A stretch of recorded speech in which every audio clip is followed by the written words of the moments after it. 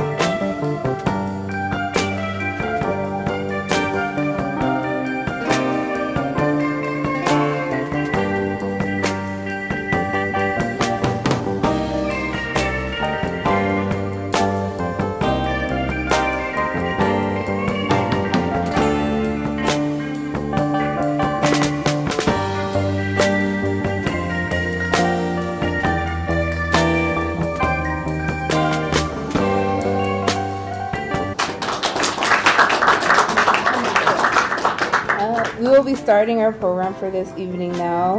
My name is Gabby Hernandez, and I am the regional captain for the Center for Political Innovation, Chicago, and I'll be chairing tonight's meeting.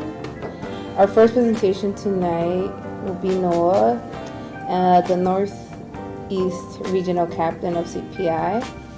Noah is based in the Boston.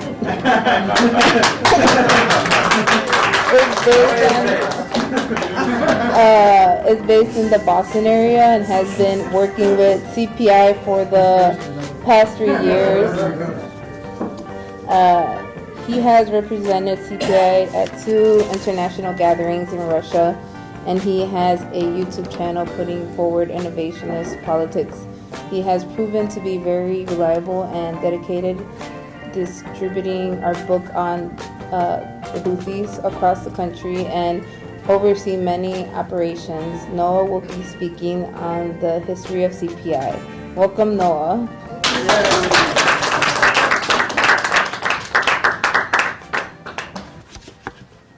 So I'm supposed to be giving a talk about the history of our movement, the history of, well, not of our movement, I guess, of our tendency. And this is a way that CPI, we're in many ways different from your traditional leftist group because, you know, if you ask socialist groups in the United States and you ask them, well, what's the history of your tendency? They would say, oh, well, we split from the Socialist Workers' Revolutionary Party, which split from the Revolutionary League of Workers, which split from the Puerto Rico, which traces its origins back to the Socialist Workers' Party, but a faction of the Socialist Workers' Party that disagreed with Trotsky. We don't really do that. I think it's a lot less confusing for our members when we talk about the history of our tendency. And there's an aspect of CPI is that we don't want to be an internet fan club for Caleb Maupin, but we do really appreciate what he brings to our organization. We recognize that his life and experience helped shape what he would eventually found in the Center for Political Innovation. So I'd like to give a little bit of an overview of Caleb's life. How does a guy with red hair, bright red hair, Irish American from a small town in Ohio, come to become a revolutionary activist? So Caleb's from a small town in Ohio, like I mentioned. It's about an hour south of Cleveland. It's where they make Smucker's jelly. His mother was a librarian. One of his earliest memories of being political was that the librarians in his mom's district, they went on strike. And they went on strike for security because there were people who were breaking into the library and making people feel unsafe, trying to drugs, etc. in the library. And this was happening mostly in poorer districts, but Caleb's mom actually didn't work for one of these poor districts. Her district actually had security. But because she understood that you should stand with your fellow worker, she understood why it was important to go on strike, and she remembers explaining that to Caleb, and he recalls that as being his first experience with solidarity. Caleb always wanted to be a good person, and he became, from a young age, he was interested in communism because it sounded to him sort of like Christian ideals that he had grown up to believe were good. But he was always being told, well, socialism has never worked anywhere it's been tried. Everybody knows socialism has failed everywhere it's ever been tried, ever. It's never had any successes everywhere.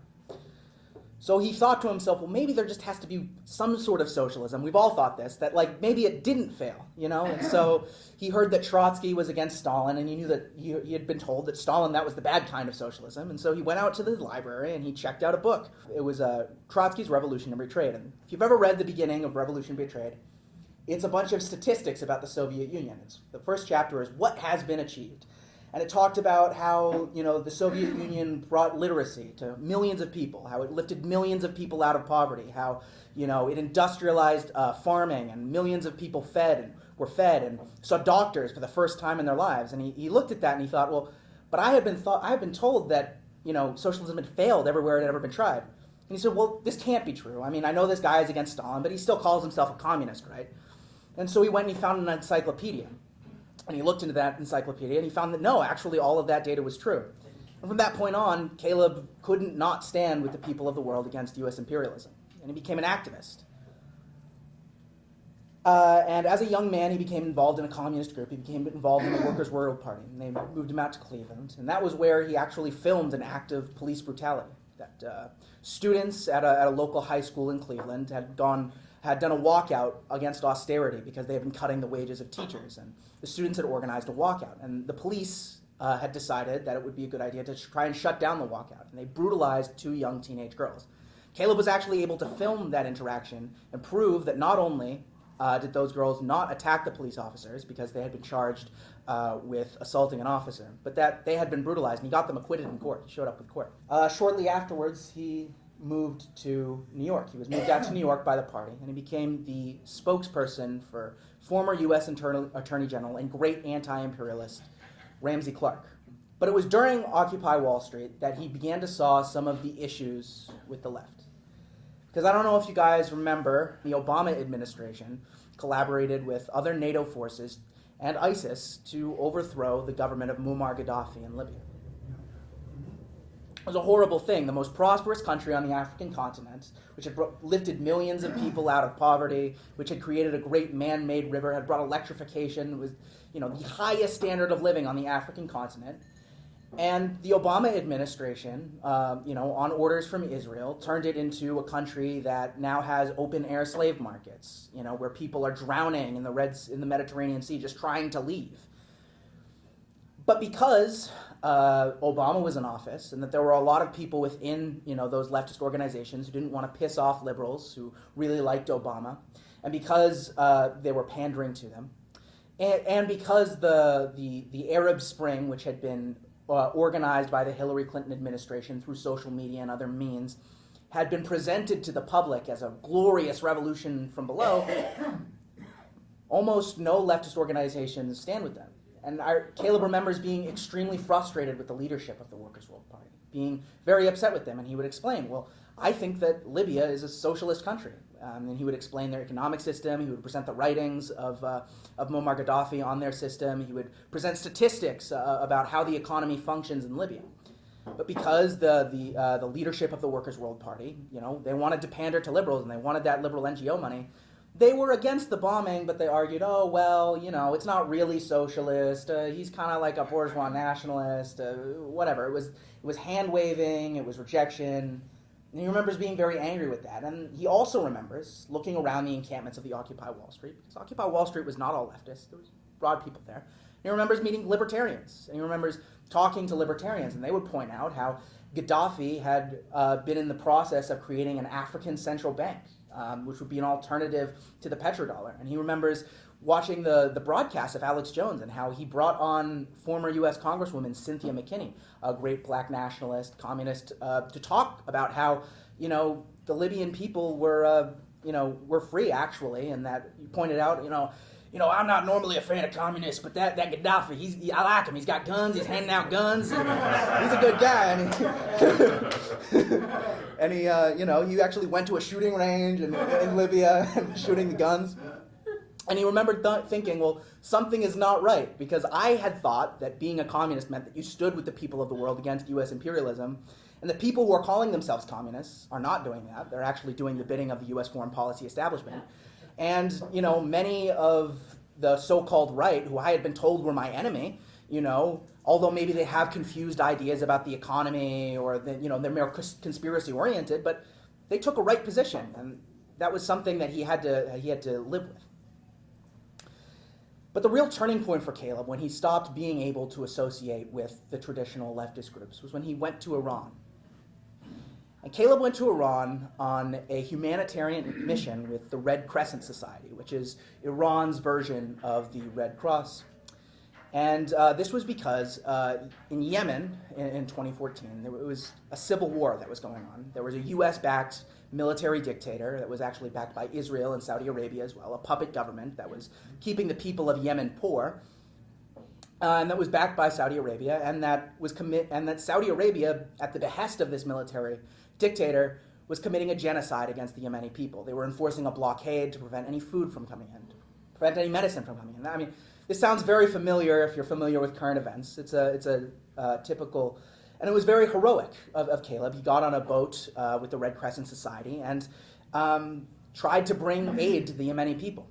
But as he got on the boat, Israel and Saudi Arabia, they announced, as they always do, that actually the flour and the medicine that Caleb was bringing and that the Iranian people were trying to bring to the Yemeni people, well, those were actually weapons and bombs, and that a military strike on that boat would be justified. And on the day that the boat was supposed to arrive in the port of Hodeida, they bombed the harbor 8 times in a single day. 8 times in a single day. He actually ended up having to dock in Djibouti. He never ended up making it to Yemen. But he remembers he went back to Iran, and he remembers meeting the Iranian people. And he remembers being on that ship full of very religious Shia Muslims, and all they want to talk about is religion. They want to talk about, what do Christians think of Moses? What do Christians think of Abraham? What do they think of, this prophet and this prophet? And he was raised as a Christian, but the leftist group that he had been in had made him feel like that was a bad part of him, that he was a bad person for being a Christian. And he remembers his religious training came back to him. And the Iranians actually said, there aren't a lot of guys like you in the United States. That, most guys from small towns in Ohio, they want to kill us. And he said, yeah, actually, they do. And they said, what you were doing, Caleb, is very, very special. And he took that back, and it was from that point on, he really couldn't put up with the negativity of the left anymore. He couldn't put up with the resentment, with the anger. Something wasn't right, and he ended up leaving the Workers' World Party. And in 2021, founded the Center for Political Innovation. The Center for Political Innovation is not a party. We're not a party. We don't claim to be a party. We're not LARPing as a political party, because a real party would have community networks. It would be running in elections, and we don't do that. We know what we're capable of, and what we do is we're an educational project. We're an educational project that builds community amongst people, an anti-imperialist community of people who bond with each other and who want to spread a message that is anti-war, that is against what the United States is doing all around the world. The first book we published when we launched in 2021 was Muammar Gaddafi's Green Book, because we wanted to bring that message of what the Libyan people, of what Gaddafi had brought to the Libyan people, to the masses. Yeah, we published it, yes. We published it. Yeah, we published it. Yeah, I'm sure we have a copy in our literature table, yeah. And we published a number of books since our founding. I'll go over some of the greatest hits. We published the Green Book. We published Bread Tube Serves Imperialism, which exposed how many of the leftists that were being promoted on social media, the biggest names, Bosch, etc., Destiny, were actually being supported by the Cult Awareness Network and other CIA-aligned groups. It was being promoted by U.S. intelligence. We also published Who Are the Houthis and What Are They Fighting For? About the history of the Ansar Allah movement in Yemen and what they are really about, and how the Ansar Allah movement is actually a movement against austerity in Yemen. We published Where is America Going? Marxism, MAGA, and the Coming Revolution, which has been tongue-in-cheekly sort of referred to as the MAGA Communist Manifesto. It's actually, being republished in Chinese. Actually, it's being sold soon, hopefully, on the Chinese mainland.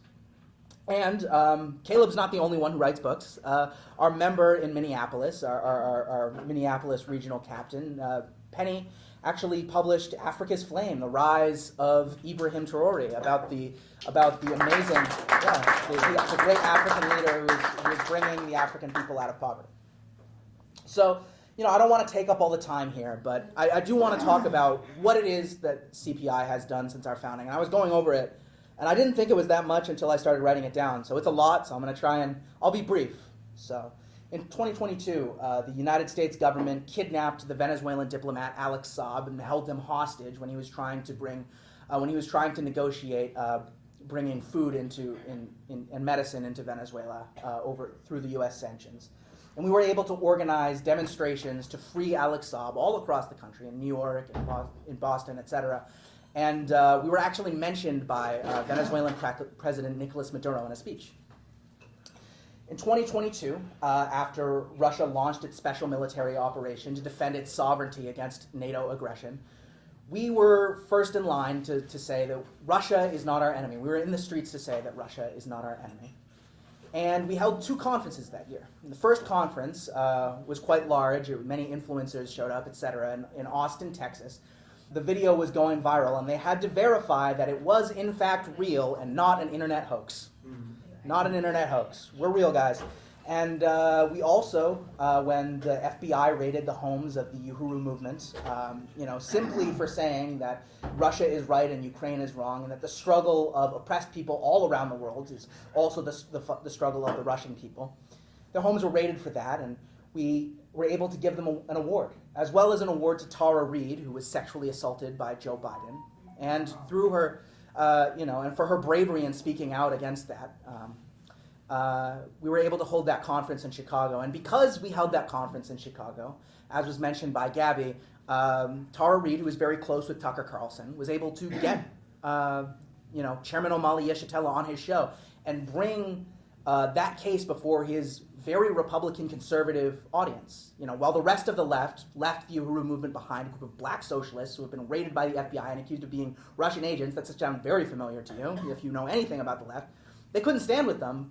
But Tucker Carlson could, and that was in part because of the work that we did. 2023, and this was my first in-person CPI event, so I'm very nostalgic about this one, was Rage Against the War Machine, called by the Libertarian Party, by the People's Party, Nick Brana's group, as well as a number of other forces, Code Pink, feminists, communists, libertarians, everybody who opposed continued U.S. funding of this, the Ukraine proxy war, was there, and the Center for Political Innovation was not only an official sponsor, but Scott Ritter, a very important anti-war voice, a very important voice for, Scott Ritter. Scott Ritter is a very important anti-war voice, and he was a very important voice for arms control in this country, bringing forth the message that we shouldn't be hurtling towards the edge of the nuclear cliff. And because of internet drama, clashes of personalities, he was going to be blocked from speaking at that rally. But we were able to host an event at that rally, and we gave Scott a platform to speak about his very important ideas. These are great, but the reason that the Center for Political Innovation exists is to put on events like this, to give a platform to ideas we don't widely hear in the United States, to educate people about anti-imperialism and socialism. And that is why it is really an honor tonight to bring forward our guest of honor, a real hero, someone who deserves to be heard from the heavens. Everyone should hear what this man has to say. Scott Ritter is here. Scott Ritter is here. We are proud that Scott Ritter is here. This is a hero. This is a hero right here.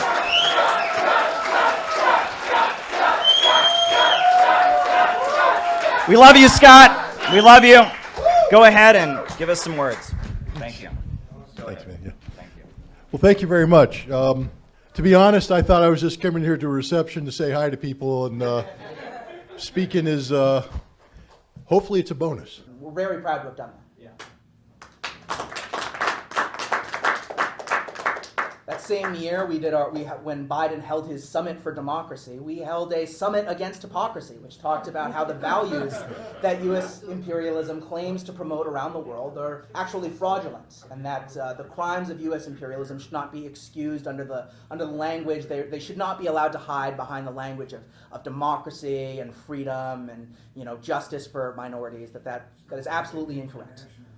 And shortly after that event, when the so-called president of Taiwan, Tsai Ing-wen, came to the United States to go and beg for more money so that she could continue to threaten the Chinese mainland, we confronted Tsai Ing-wen and we told her to stop selling war in our country. Get out of our country. China is not our enemy. China is not our enemy.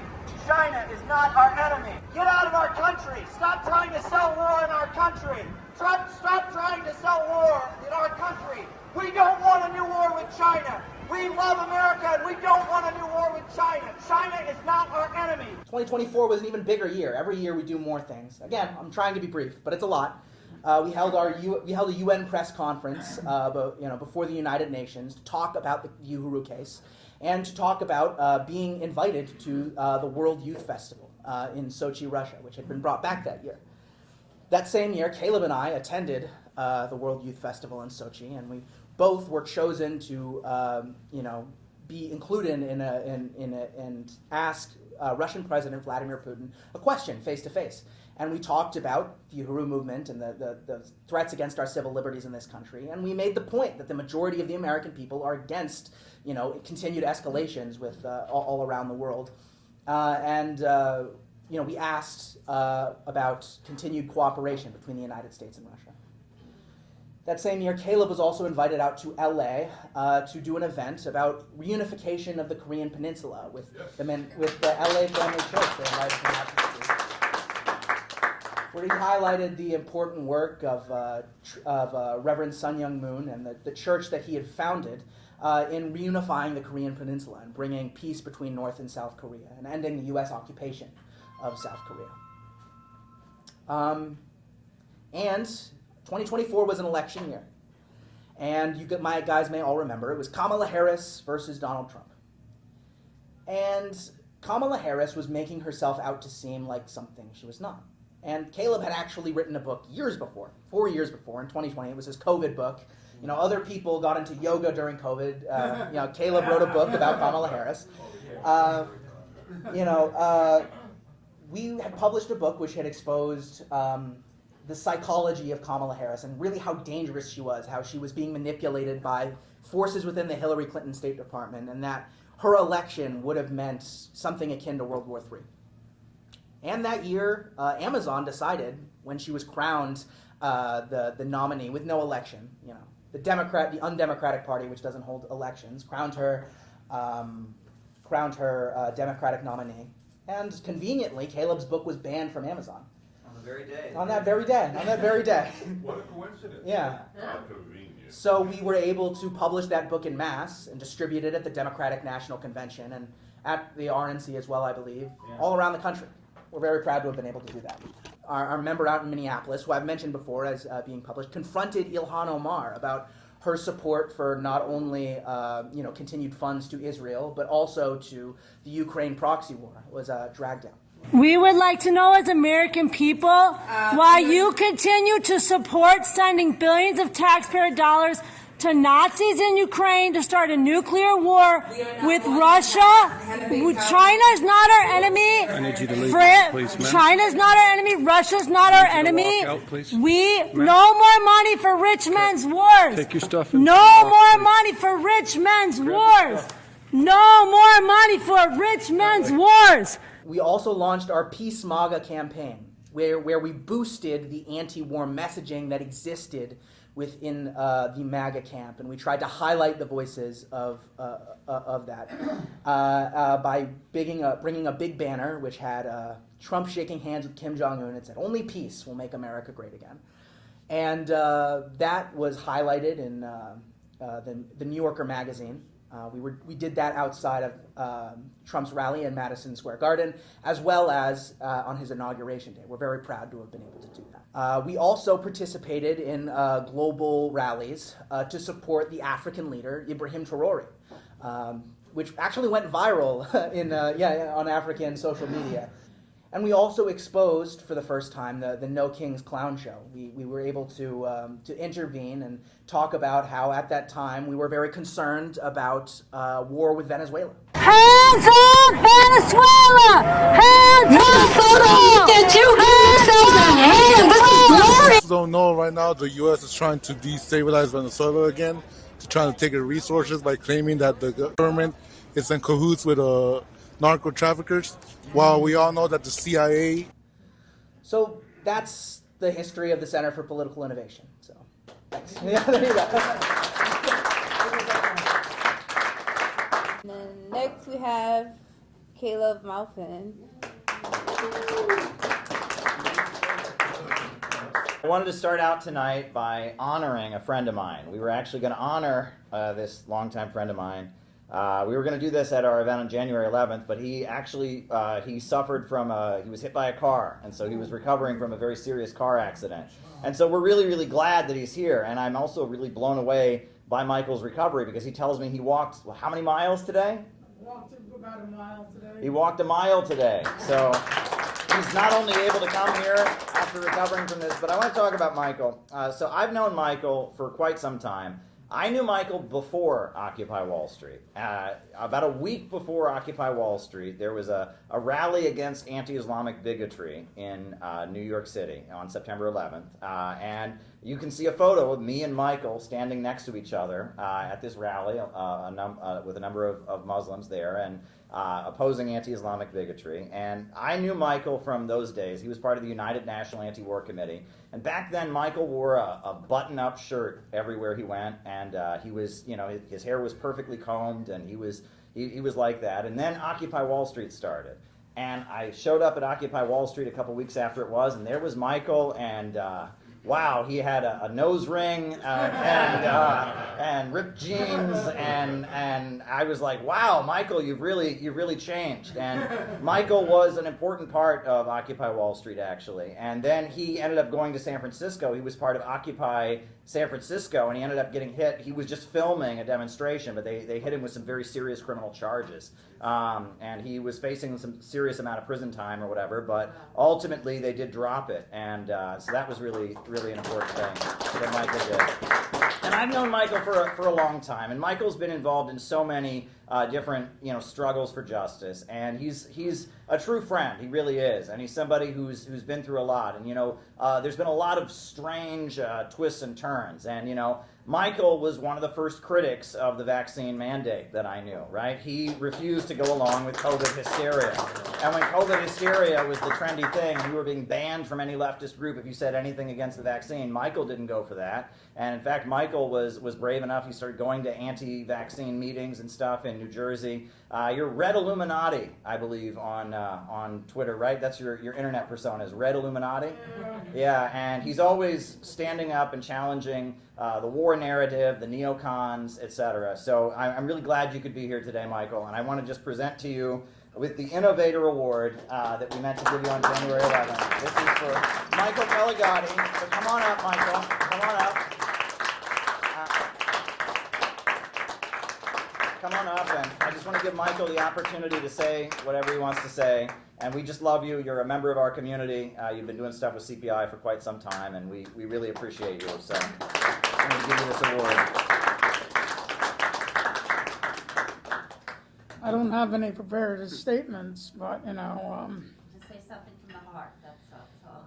it's just I've been through a lot these past few years. I'm not as active as I was a decade ago, so this is a decade in the making. Getting hit in the head by police officers and dealing with arrests and all that sort of stuff it's a little traumatic. And my days of rabble rousing are pretty much over. I'm retired now. but I have no qualms about being an advisor to Caleb of sorts relative to the Center for Political Innovation. I'm not officially a member, but I'm like a de facto member. Yes, you are. So,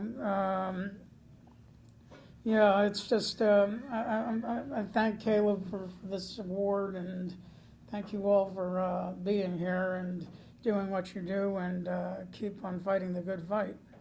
Thank you.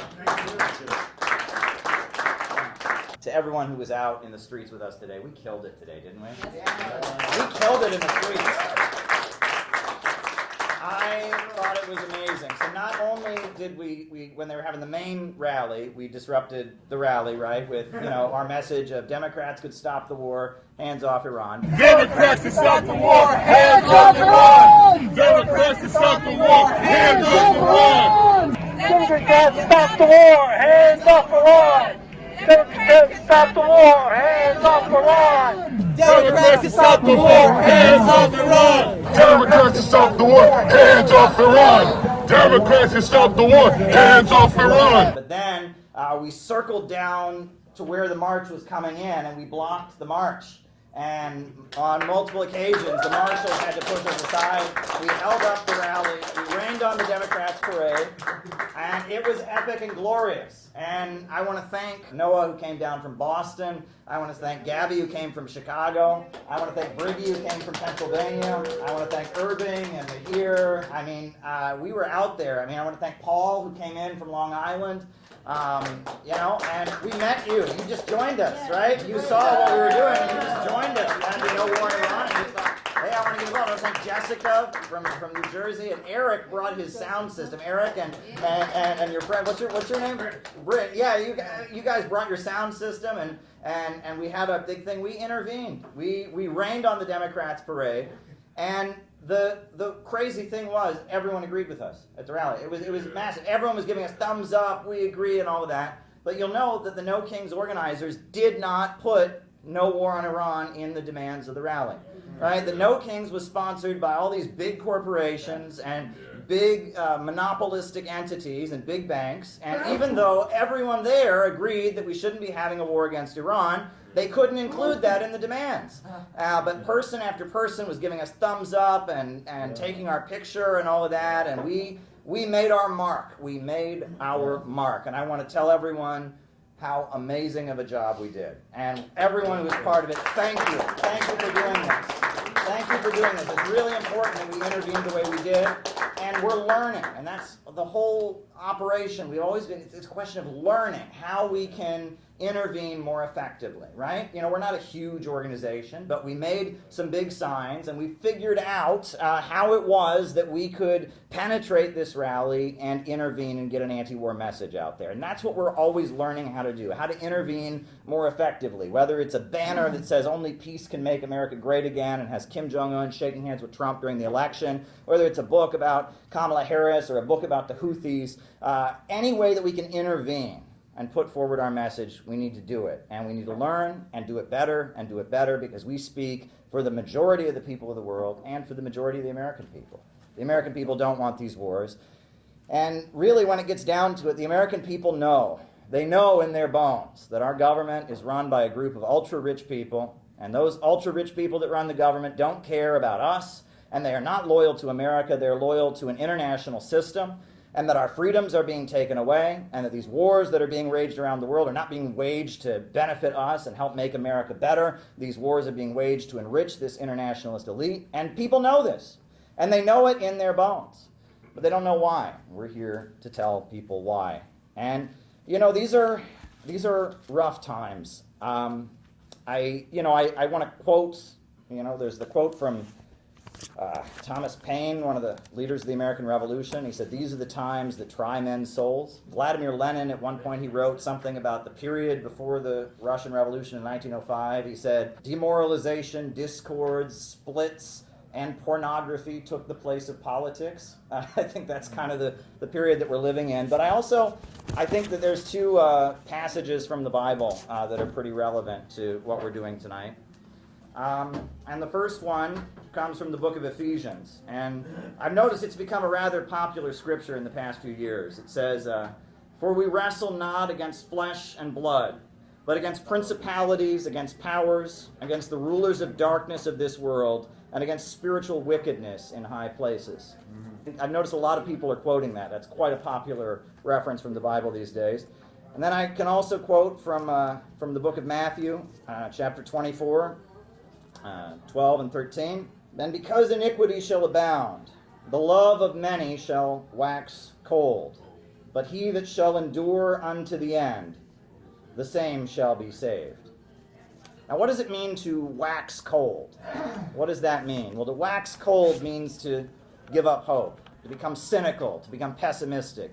And the pessimism and the hopelessness that's flowing through everything, it's rooted in very serious economic problems. Our message is that we need a government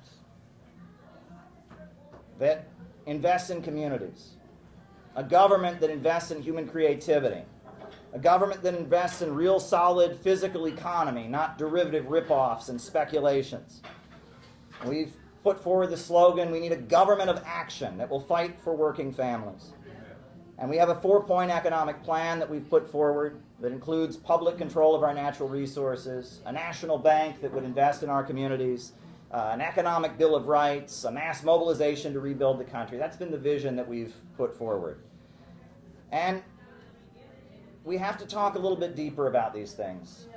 Now, I believe in my soul, and as Noah told you about, in 2015 I had my awakening, and I believe God is the creator of all things. And that human beings are uniquely creative, because all other species really just don't have the ability to innovate. Ants, they've been making their ant colonies and their ant farms the same way for thousands of years. And bees have been making their beehives the same way for thousands of years.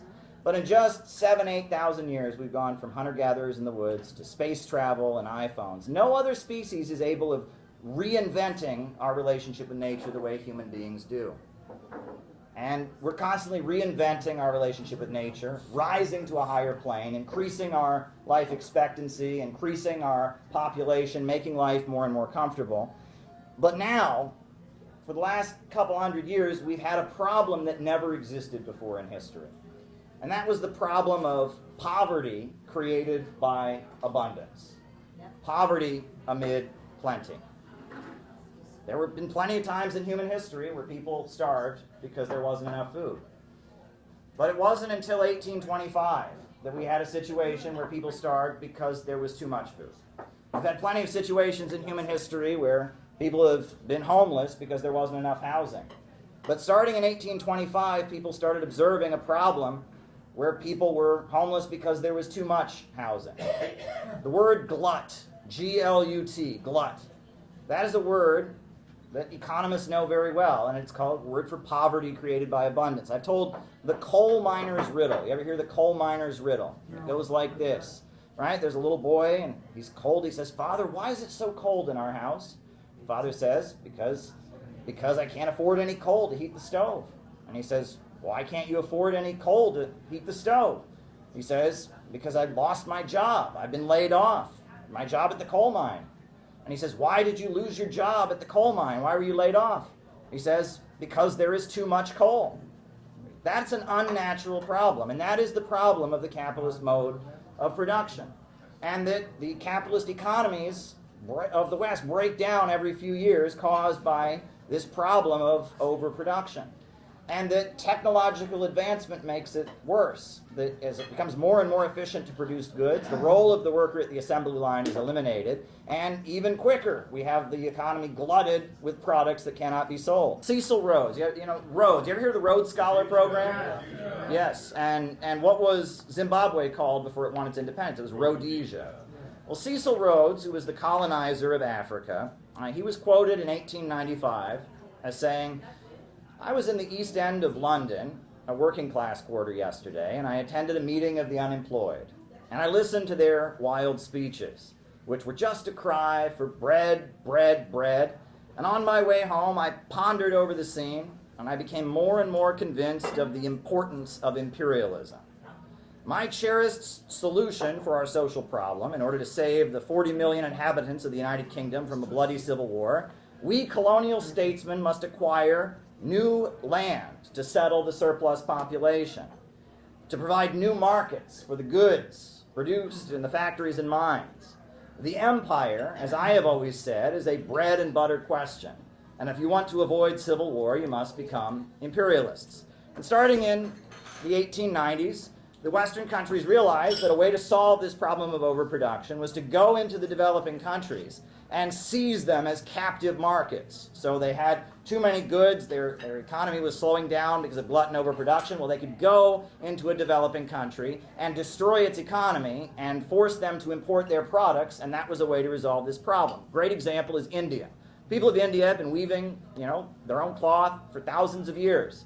The British went to India and they burned all the looms, and they forced the people of India to import their cloth from Britain. They were using India as a captive market. Gandhi, what was Gandhi arrested for? What was his act of civil disobedience? He boiled salt water. He got water from the ocean and he boiled it.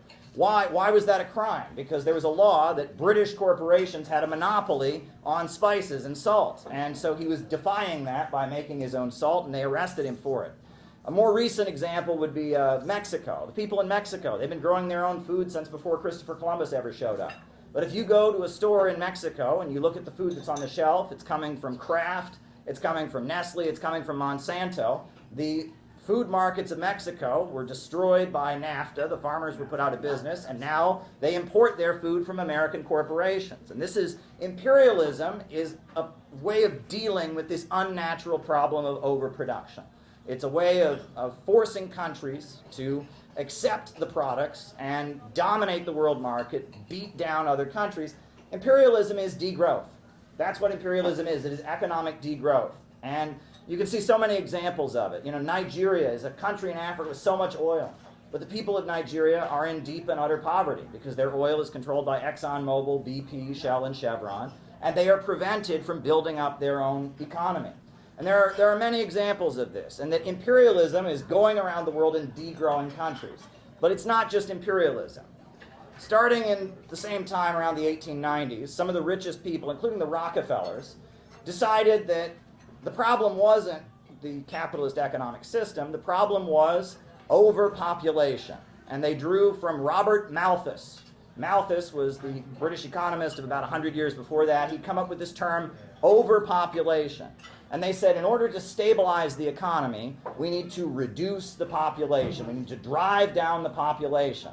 And they came up with the Neo-Malthusian Society. And they started arguing that we need to do everything we can to reduce the birth rate and keep people from having children, and that will stabilize the economy. So you had the Malthusian trend that emerged at the same time, but it's all trying to deal with the same issue.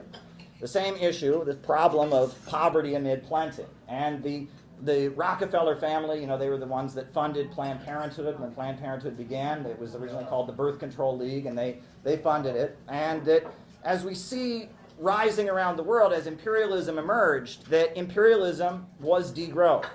And ultimately, imperialism led to the First World War. And the First World War was when the various colonizers of Europe started fighting with each other. It was a war over who got the right to plunder Africa, who got the right to plunder Asia and South America.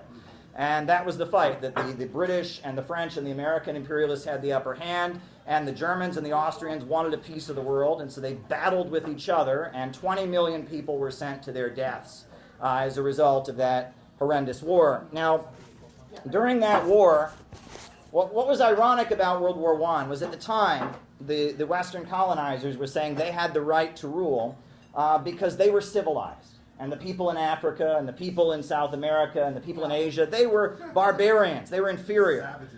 But then when the World War I began, never in human history had there been a war where poison gas and chemical weapons had been used. Never had there been a war where there was aerial bombing and killing. Never had there been a war with widespread machine gun use. And when 20 million people died in World War I, it was a display of barbarism and human cruelty and savagery like the world had never seen before. And so that really took away the ability of the colonizers to say that they're bringing hope to the world. And Rosa Luxemburg, we republished her very powerful anti-war pamphlet, the Junius pamphlet. We just republished it. At the time that war was happening, Rosa Luxemburg in Germany wrote the Junius pamphlet. And in the pamphlet she said this: "This war is a regression into barbarism. The triumph of imperialism leads to the annihilation of civilization. At first, this happens sporadically for the duration of a modern war, but when the period of unlimited wars begins, it progresses towards its inevitable consequences. The triumph of imperialism and the collapse of all civilization, as in ancient Rome. desolation, depopulation, degeneration, a great cemetery. And she was predicting there that what started with World War I, which was restarting the economy with war, that it was almost like you can compare it to when someone becomes a drug addict, right? When someone's a drug addict, first they take drugs once because it's fun. And then they take drugs again because it's fun. And then it gets to the point where they have to take drugs just to feel normal. And then it gets to the point that even that normal that they're feeling is a sickly, unhealthy normal, and they must have the drug to keep going. And that's what war has become. That's why we've been at war since September 11th, practically. There has been constant war, because war has become something that they are dependent on. They are dependent on this destruction in order to stabilize things, in order to keep the economy rolling ahead. And that's the period that we're living in. Unending, unlimited wars is what this system urgently needs.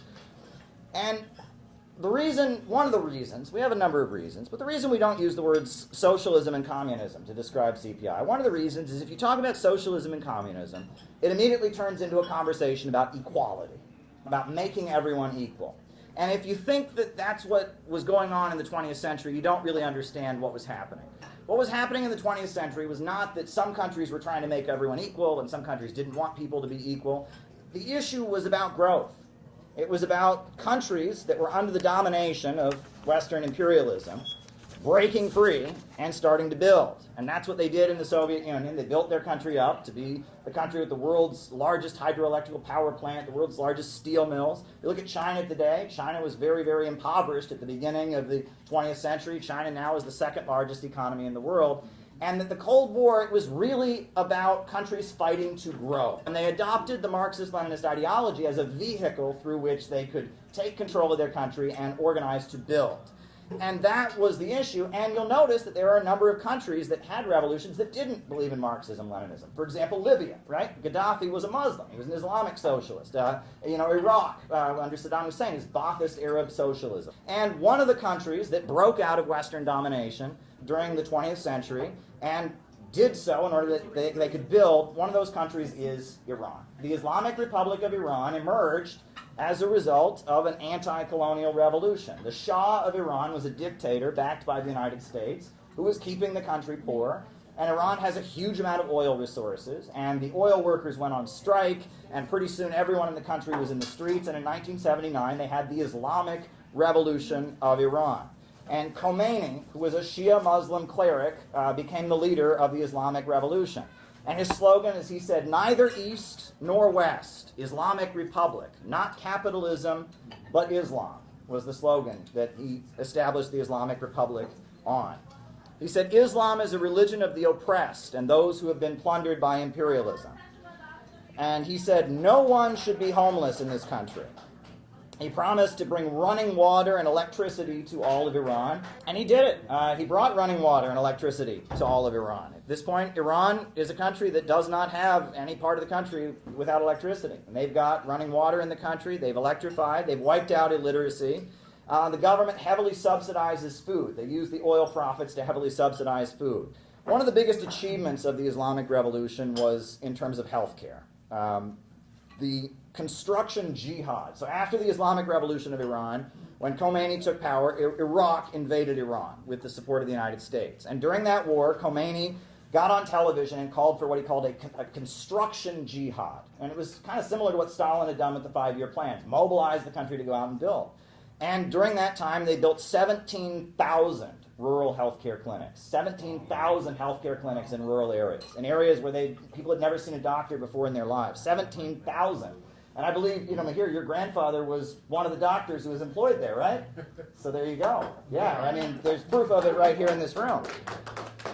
The infant mortality rate in Iran prior to the 1979 Islamic Revolution was 200 deaths per 1,000 live births. Today in Iran, it is 7 deaths per 1,000 live births. Now that is a really, really dramatic improvement in terms of infant mortality. And Iran sits at the center of a political and religious movement all throughout the region. Iran, its leaders and its government sponsors Hezbollah in Lebanon. They sponsor the Houthis in Yemen.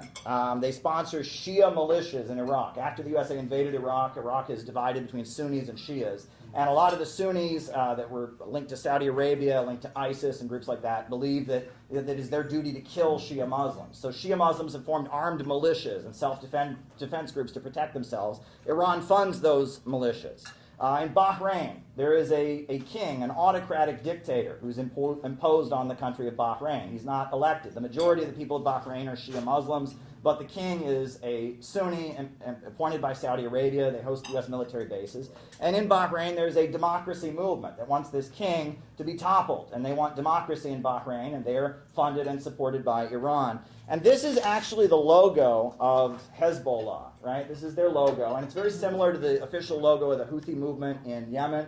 And it's interesting. So the hand represents God, right? The gun represents the right to armed self-defense, and then there's a shaft of wheat here, and that stands for economic development, and that's actually their official symbol. And one thing that I learned specifically about the Houthis, that are the Shia Muslim group funded by Iran and Yemen, is that what we would call the Second Amendment is a really big part of their religion. They believe it is your duty to have a gun to protect your home. You must have a gun to protect your home. And that's actually what started the war in Yemen, is the government of Yemen, aligned with the United States, tried to take their guns away, and they refused to be disarmed. And that's why, at the rallies, when you see the Houthis rallying, they're waving their guns everywhere, because they're saying, "From my cold, dead hands, you won't take it away from me." That's what they're saying. Iran is the main force. It's forces aligned with Iran that are currently battling Israel throughout the Middle East. And that is really what this war is about more than anything. Iran is the center of resistance to Israel. After Khomeini took power in 1979, he declared the last Friday of Ramadan to be the day of Al-Quds, the day where Muslims around the world would rally against Israel. And Iran sponsors Hezbollah, Iran sponsors various organizations throughout the region. Israel was created, it was created largely because there was a political movement that started. A guy named Theodor Herzl argued that Jewish people could never find equality in Europe. They would always be discriminated against. And his greatest opponent was Marxism, because Marxism sought to have Jewish people just dissolve into the rest of the working class, build a working class movement. And he said that instead of being a Marxist, it was the duty of Jewish people, they should set up their own country. And he was very close to the Rothschilds, which were a wealthy banking family in Britain. And he convinced them to sponsor the World Zionist Organization, to argue that we need to move Jews out of Europe and into the land of Palestine. And that started, you had the Balfour Declaration after World War I, where Jews started moving to Palestine. Britain controlled, it was the British Mandate of Palestine. And then after the Second World War, 1948, you had the creation of Israel. Israel began, you could argue, as kind of an outpost of the Western system. After the Second World War, a number of countries throughout the Middle East were asserting their independence. You had Arab nationalism that was rising. And so Israel was seen as a base of the West that could combat the rising nationalism. But now we've got a situation where, at this point, Israel has its own center of gravity. And Israel, at this point, is able to overrule U.S. foreign policy. And it's no longer, this is a dogmatic line you hear from these Marxists. They say, Israel is a tool of U.S. imperialism. No, at this point, Israel is telling U.S. imperialism what to do. And we need to be very clear about that. And I'll come back to that later in my remarks. I was in Iran in 2014 and 2015. That's when I spent a lot of time in Iran. And I saw with my own eyes what was going on. So you remember in 2015, you had the Iran nuclear deal. Iran was doing the nuclear deal with the United States. There was a big division among the rich and powerful about Iran and how to deal with Iran. Barack Obama and his people, their strategy for Iran was that they wanted to have Iran sign the Iran nuclear deal and gradually boost the reformist wing of the Iranian government. They know that most people in Iran were born after the revolution. It's mainly young people, a lot of whom look at Facebook and Twitter and don't like the government. And the feeling was they would boost the reformist wing, the moderate wing of the Iranian government. They would bring American businesses into Iran, and that gradually they'd create a situation where the Islamic Republic would be overthrown. They wanted to be smart about it. And it was kind of modeled on the fall of the Soviet Union. That's actually very similar to how the Soviet Union was brought down. So you had the USA kind of boosting Gorbachev and boosting the more moderate wing. of the government, and at the same time, sinking American influence into the country, and eventually you led to a situation where the Soviet Union was brought down. That was the strategy that the Obama administration was using. And when I was in Iran, I didn't realize it, but basically I was being used to help that strategy. I was being used by the Obama administration.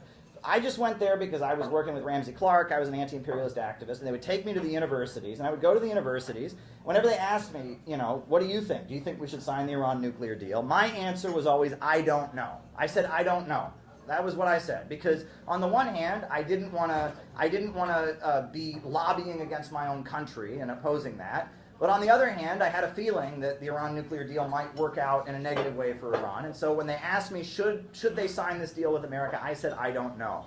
And every time I would go and speak at an Iranian university, there'd be a lot of young Iranians there, and there'd be somebody in the audience would raise their hand, and they would say, what's going to happen to you when you go back to the United States?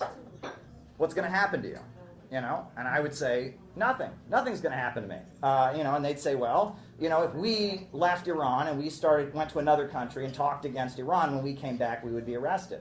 And I would then explain that Iran is under very different circumstances than the United States, etc. But no matter what I said, right, in their minds, you're free and we're not. And that's what they would hear. And no matter how much I would talk against U.S. imperialism, I was, in a way, subtly selling the Iran nuclear deal. That was not my intention, but that's what I was being used for. I also thought it was interesting because Iran has different friends that they have out there, right? And that, I was there. One of the conferences I did was a lot of black activists. This was like the height of Black Lives Matter. And I noticed that a lot of the folks that were there that were involved in Black Lives Matter and stuff, when they would ask them, should we sign the nuclear deal, they would say, yes, you must sign it, right? But they also have other friends that are, from the more dissident right wing, John Birch Society kind of people that are anti-Israel but on the right. And they would always say, no, don't sign it. And I would always say, I don't know. I don't know if you should sign the deal or not. Both sides would get mad at me. They say, Caleb, you got to tell them not to sign the deal, or you got to tell them to sign the deal. I didn't tell them to do anything. I told them it's ultimately up to Iran to decide that. So when they negotiated with the United States, they made a deal which is basically they would shut down almost every nuclear power plant facility that they had in exchange for the USA lifting some sanctions on Iran and putting in writing that Iran does have the right to peaceful nuclear energy. And so that's what they did. They gave up almost all their nuclear energy sites. And they did that, and for a moment, it looked like Iran's economy was getting better. You could do SWIFT transactions. You could actually do a bank transfer to Iran and all of that. And then Obama left office, and Trump came into office. And Trump ripped up the Iran nuclear deal. And his excuse for ripping it up is he said, Iran does not fulfill the spirit of the agreement. Now, what does that mean? What's the spirit of the agreement? They had not violated the agreement one bit. They had followed everything they were obligated to do under the deal, but he said they're not fulfilling the spirit of the agreement. So he ripped up the agreement, and the sanctions that were lifted against Iran were reimposed on Iran.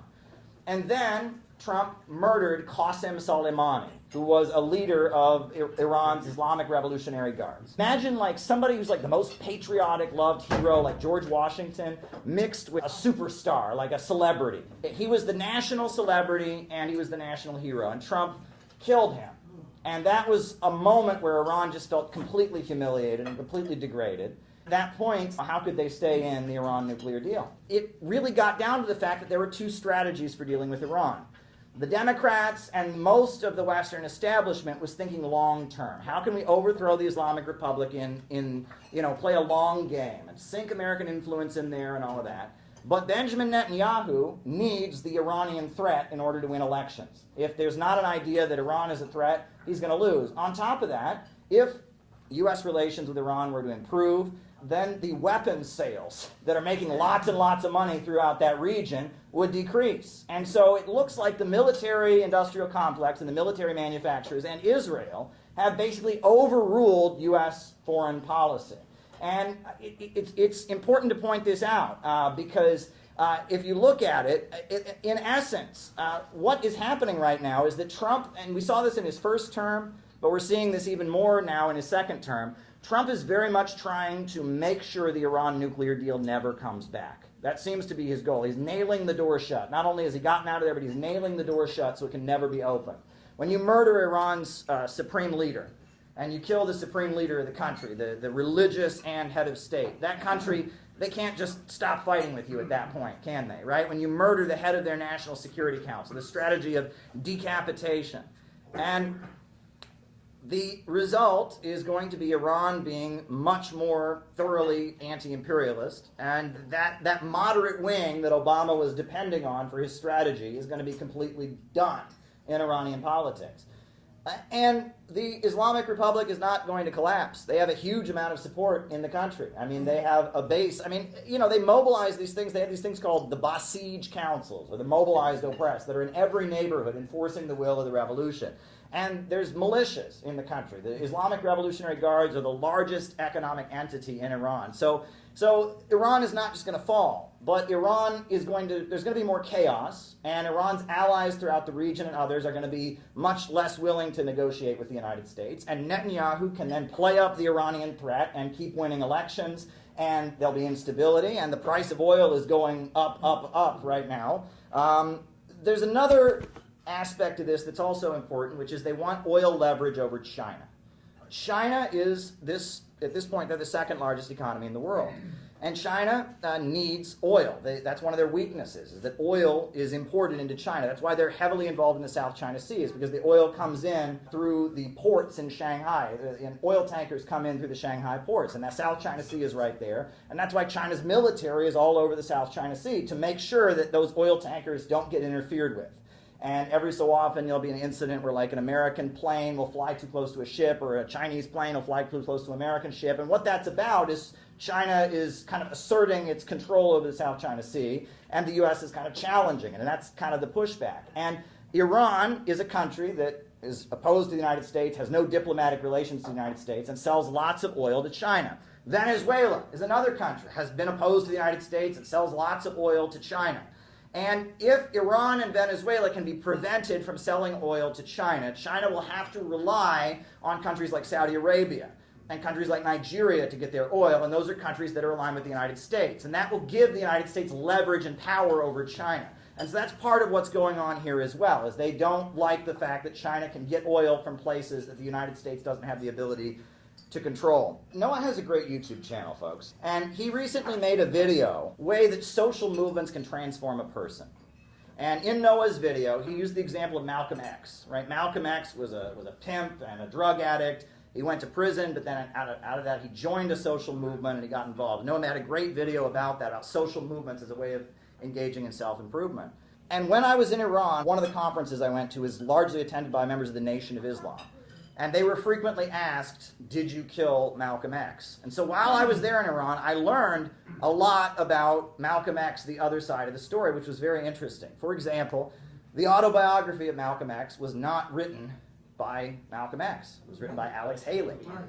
And on top of that, it was edited by Harvey Braverman, a Trotskyite who worked for a book company, edited it. So it wasn't even, it's Malcolm X's words told to Alex Haley, then edited by Trotskyite Harvey Braverman. The FBI went to the publishing house and they took 2 chapters out of it. And they said, you can't publish this, you can't publish that. It was 1969, national security, and they said, we won't allow this. So the autobiography of Malcolm X, which is everywhere, a lot of schools even require people to read it, it is not what Malcolm X actually said. And in the movie that they made with Spike Lee is based on the autobiography of Malcolm X.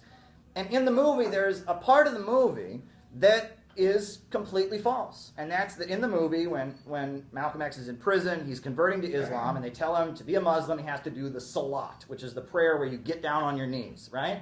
And Malcolm X can't do that because he says, I'm too proud or whatever. Well, here's the thing, that never happened.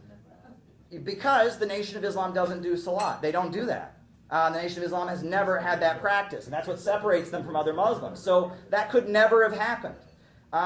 But that anecdote was put into the film because it speaks to what a lot of people feel. A lot of people can identify with that.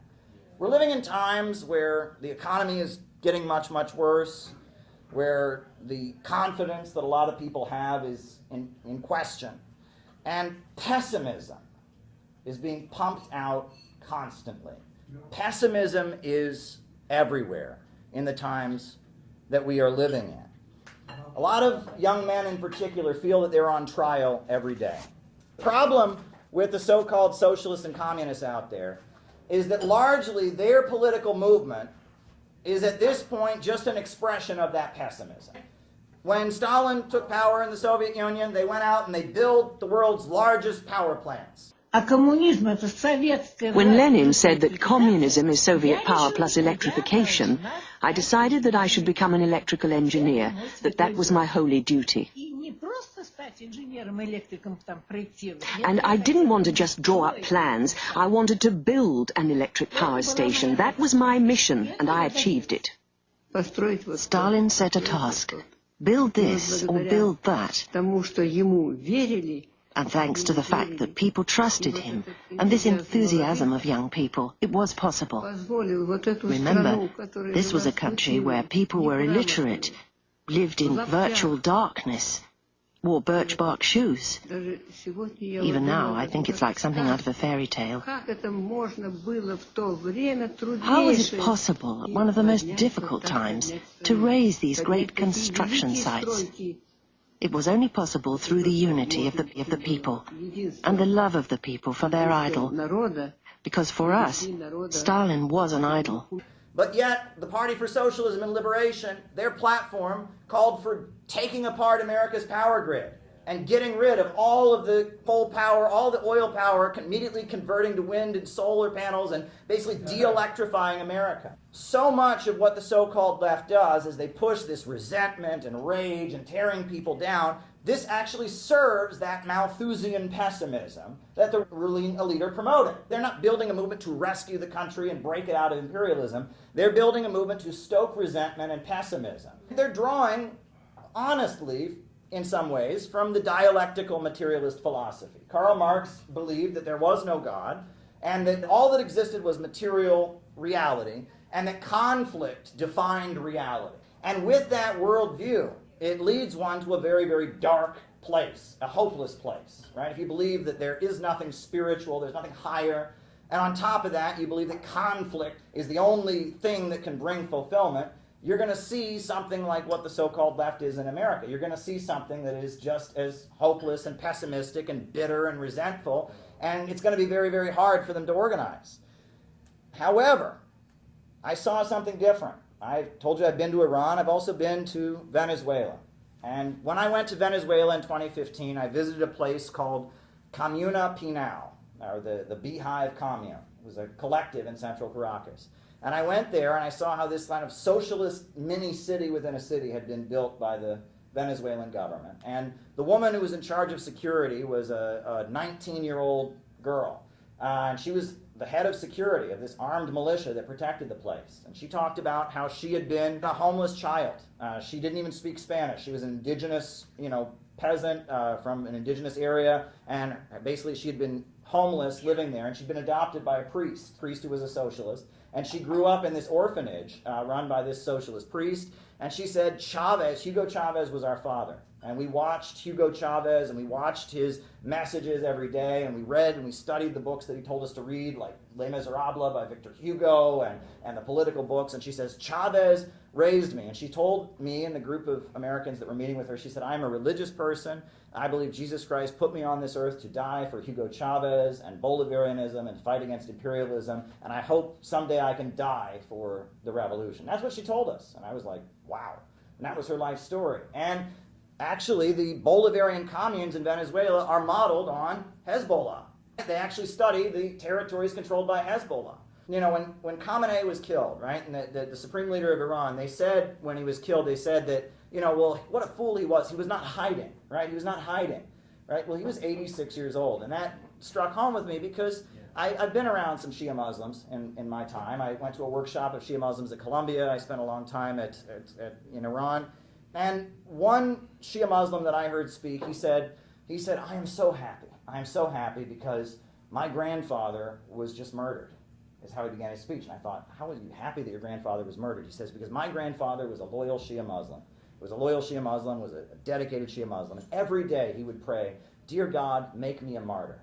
And make my children martyrs, and make my grandchildren martyrs, because to be a martyr is the highest thing in Shia Islam. And he said he was getting older, and he was a lawyer, and he was representing Shia Muslims, and he was suing some of the ISIS-aligned Al-Qaeda groups. And he said, the whole family was a little bit worried that he might get so old that he died of old age, but praise Allah, he was killed, he was murdered by a terrorist, by an Al-Qaeda terrorist, and so now he got to be a martyr. That was his dream. And Khamenei was 86 years old. He was not a young man, and he was probably thinking, as a good Shia Muslim, I want to be a martyr, right? Because that is the highest honor, right, in Shia Islam. And so, are you going to go hide in your bunker while your country's being bombed? He said, no, I'm going to be up there with my people. I'm going to be in my office organizing things. And if I am martyred, I will be giving an example to my people that it is their duty to go out and fight for what is right. That's what he was preaching. جانم شما اول بزرگ بشین انشالله قدرتون بلند بشه درس بخونین و عالم بشین و انشالله برای اسلام مفید باشین یه 80-90 سالم عمر کنین بعدم شهید بشین It's interesting. People demonize Shia Islam for this. You can find the same thing in the Christian Bible. Jesus said, he who gains his life will lose it, but he who loses his life for my sake shall gain it. All throughout the Christian Bible it says that to be a martyr, to die for the faith, to die for what's right, is a great honor. So that's not something particular there, but Noah told my story about how when I was a teenager, I was getting into socialism and communism. I discovered a writer named Anna Louise Strong. Has anyone ever heard of Anna Louise Strong? Yes. Anna Louise Strong, she was from Nebraska, and that's where she was born, but she went to college at Oberlin College. Her father was a minister, and she was somebody who was very dedicated to child welfare. She was opposed to child labor and the way children were being worked, and she did photo displays about the horrors of child labor. And she was elected to the city council of Seattle as someone who was fighting for reforms for children. She got involved with the labor movement and the struggle to advance the rights of workers. And then when the Soviet Union, when the Russian Revolution happened, she was sponsored by the American Friends Service Committee and the Quakers to go over there and do an investigative report. And she wrote a book called The First Time in History, and she wrote a lot of journalistic accounts of what life was like in the Soviet Union. And she has a book called The Stalin Era, which she wrote after the death of Stalin. And she has a book called I Change Worlds, which is her autobiography. And she talks about how, in her mind, America is associated with growth. America is the idea that you can work hard and achieve your dreams, and you can have hope, and you can work hard, and that's what America meant. And she said in the 1930s, when the Great Depression was happening and people were homeless on the street, America wasn't America anymore. But she went to the Soviet Union, and she said the Soviet Union is the new America, and communism is 20th century Americanism. And she saw, as the people of Ukraine and the people of Moldova were mobilizing to build the power plants and build the electrical engineers and build their country up, they were incarnating what she considered to be an American spirit. And she very much identified with the Second Great Awakening. Do you know about the Great Awakening? Now, the Great Awakening was before the American Revolution. There was kind of an upsurge of religious fervor among the American colonists that laid the basis for the American Revolution. And then after American Revolution, you had the Second Great Awakening. And the Second Great Awakening was an upsurge of religious fervor that was opposed to slavery. And a lot of the themes that come out of American Christianity go back to the Second Great Awakening. For example, the song Amazing Grace. That was written by a slave trader who, feared for his life and repented from slavery, and then he wrote a song about turning his life wrong. I once was lost, but now I'm found. It's amazing grace. The tradition of tent revival preaching, right, where you build a tent and you have church outside, and that comes from the Second Great Awakening. Mormonism, Seventh-day Adventism, a lot of the religious groups that are uniquely American come back to that movement. And what it really was the slaveholders, they had a political stranglehold over the government, because the U.S. Constitution says that a slave is 3/5 of a human being. So in the South, the slaveholders, they were overrepresented in the federal government and on the Supreme Court, because they could count 3/5 of their slaves as population. And so the only way that the anti-slavery folks in the North could defeat the slaveholders politically was they had to build a mass movement. And so the Second Great Awakening was kind of a mass movement that was created to push back against the power of the slaveholders and the British Empire. that had kind of a stranglehold on the government. And we talk about John Brown, and we talk about Frederick Douglass, and we talk about this was a mass religious movement that was created in America as a way of defeating slavery. And it was really a great moment in American history. It's important at this point to talk about pessimism and how pessimism is everywhere, because pessimism is the greatest curse hanging over our time. Pessimism is everywhere. They want people to believe there's no hope. They want people to believe there's nothing worth standing for, nothing worth fighting for. And a lot of this pessimism is what really holds people back. I think a lot of people just think you can't change anything. Or they think all they can do is listen to a podcast. Or they think all they can do is complain on the internet. When if you build a mass movement, you can change things. Look what we were able to do today. With our small group, we were able to stop the march. We were able to interrupt the speeches. We were able to do a lot with a small group of people because we decided to take action. But it takes confidence and passion to create action.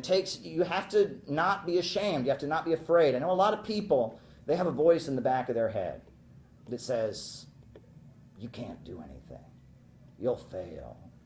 There's no point in trying. And that's what the pandemic was all about. We were all isolated. We were all alone in our homes, all by ourselves, with nothing but the pessimistic, awful internet to look at, all by ourselves. But the best way to fight against that voice that says there is no hope, you're going to fail, the best way to fight against that is with other people.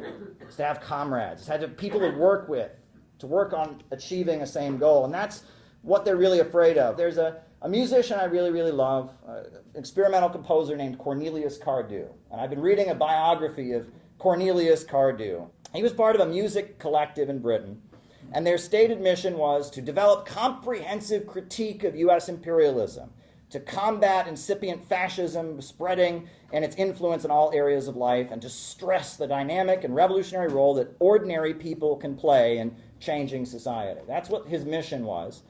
And in the pamphlet that he wrote criticizing experimental music and deciding that he needed to become a social activist, he said, the so-called economists, social scientists, and experts are busy constructing Malthusian theories of doom. In this way, they make universal the approaching doom of capitalism and transform by academic conjuring tricks this into the doom of the entire world, or at least of civilization. He argued that with his music, by making people feel inspired and hopeful with his music and encouraging them to join a mass movement, he was combating this pessimism that just oozes through the art and culture that is everywhere. Plato, he famously said, music is moral law. It gives soul to the universe, wings to the mind, flight to the imagination, and charm and gaiety to life and to everything. And when the modes of music change, the fundamental laws of the state always change with them. That's Plato. He said that thousands of years ago. He was observing how the music that people listen to. And that's why, at CPI events, I always want us to have music, but I always insist to be optimistic music and hopeful music. We should be making people feel hopeful and optimistic. And I also learned a new word from this biography of Cornelius Cardew.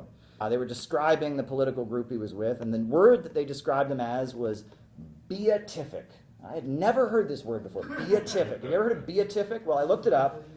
It's an adjective describing someone or something that expresses, radiates, or imparts supreme joy, bliss, or saintly calmness. Beatific.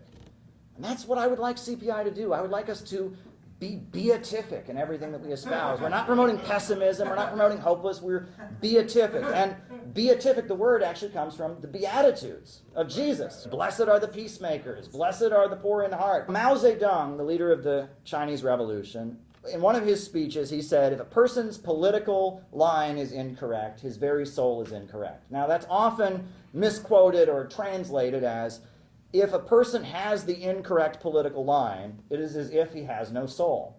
Well, I'm going to say that Mao had it backwards.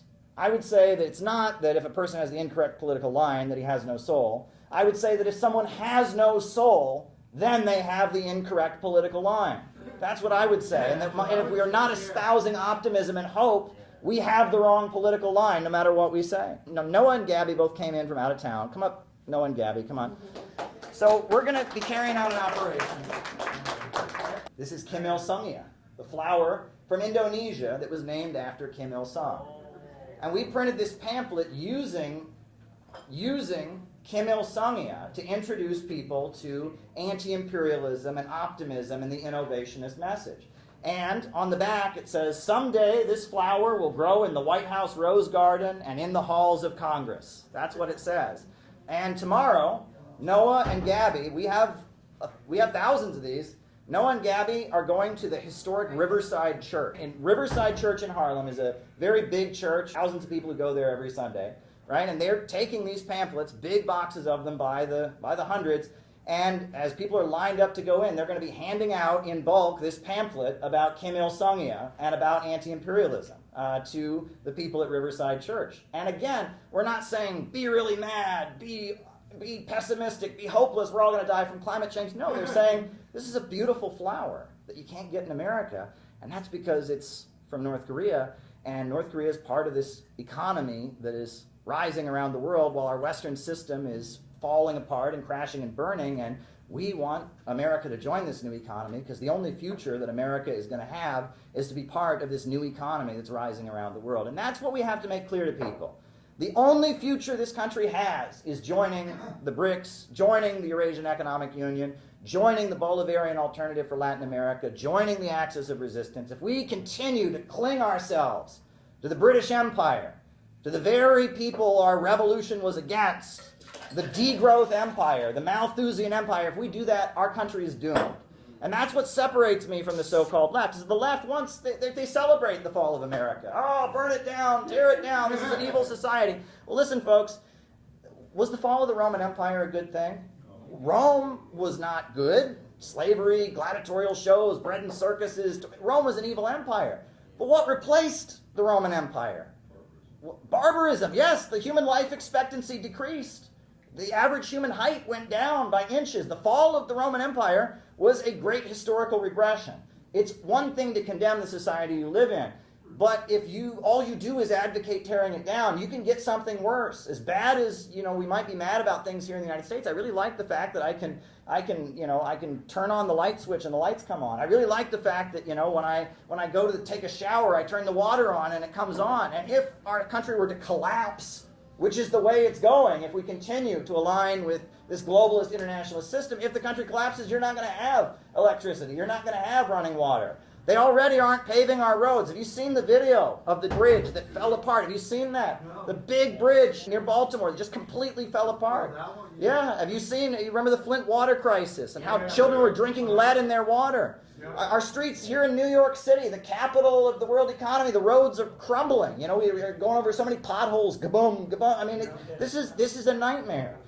And this is what Rosa Luxemburg warned us about, that imperialism leads to the decline of civilization. And we have to be the ones that are pointing to the way out, that are pointing to real solutions about how to improve things, and saying that imperialism is the problem, that America can be reborn as part of the new world, as entering friendship. That's why I get excited. There's an image in here of the Bering Sea Bridge connecting the United States via Alaska to Russia. Imagine if we were closer to the economy of the East and further away from NATO and the British Empire. These little things can make a big difference in history.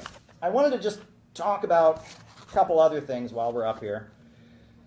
That Cesar Chavez controversy. Now, I have no reason to defend Cesar Chavez. I mean, people have criticized him for a long time for a lot of other things, turning in his fellow workers to immigration and all of that. And I have no reason to defend Cesar Chavez. And the actual allegations, to me, I'm not going to comment on them.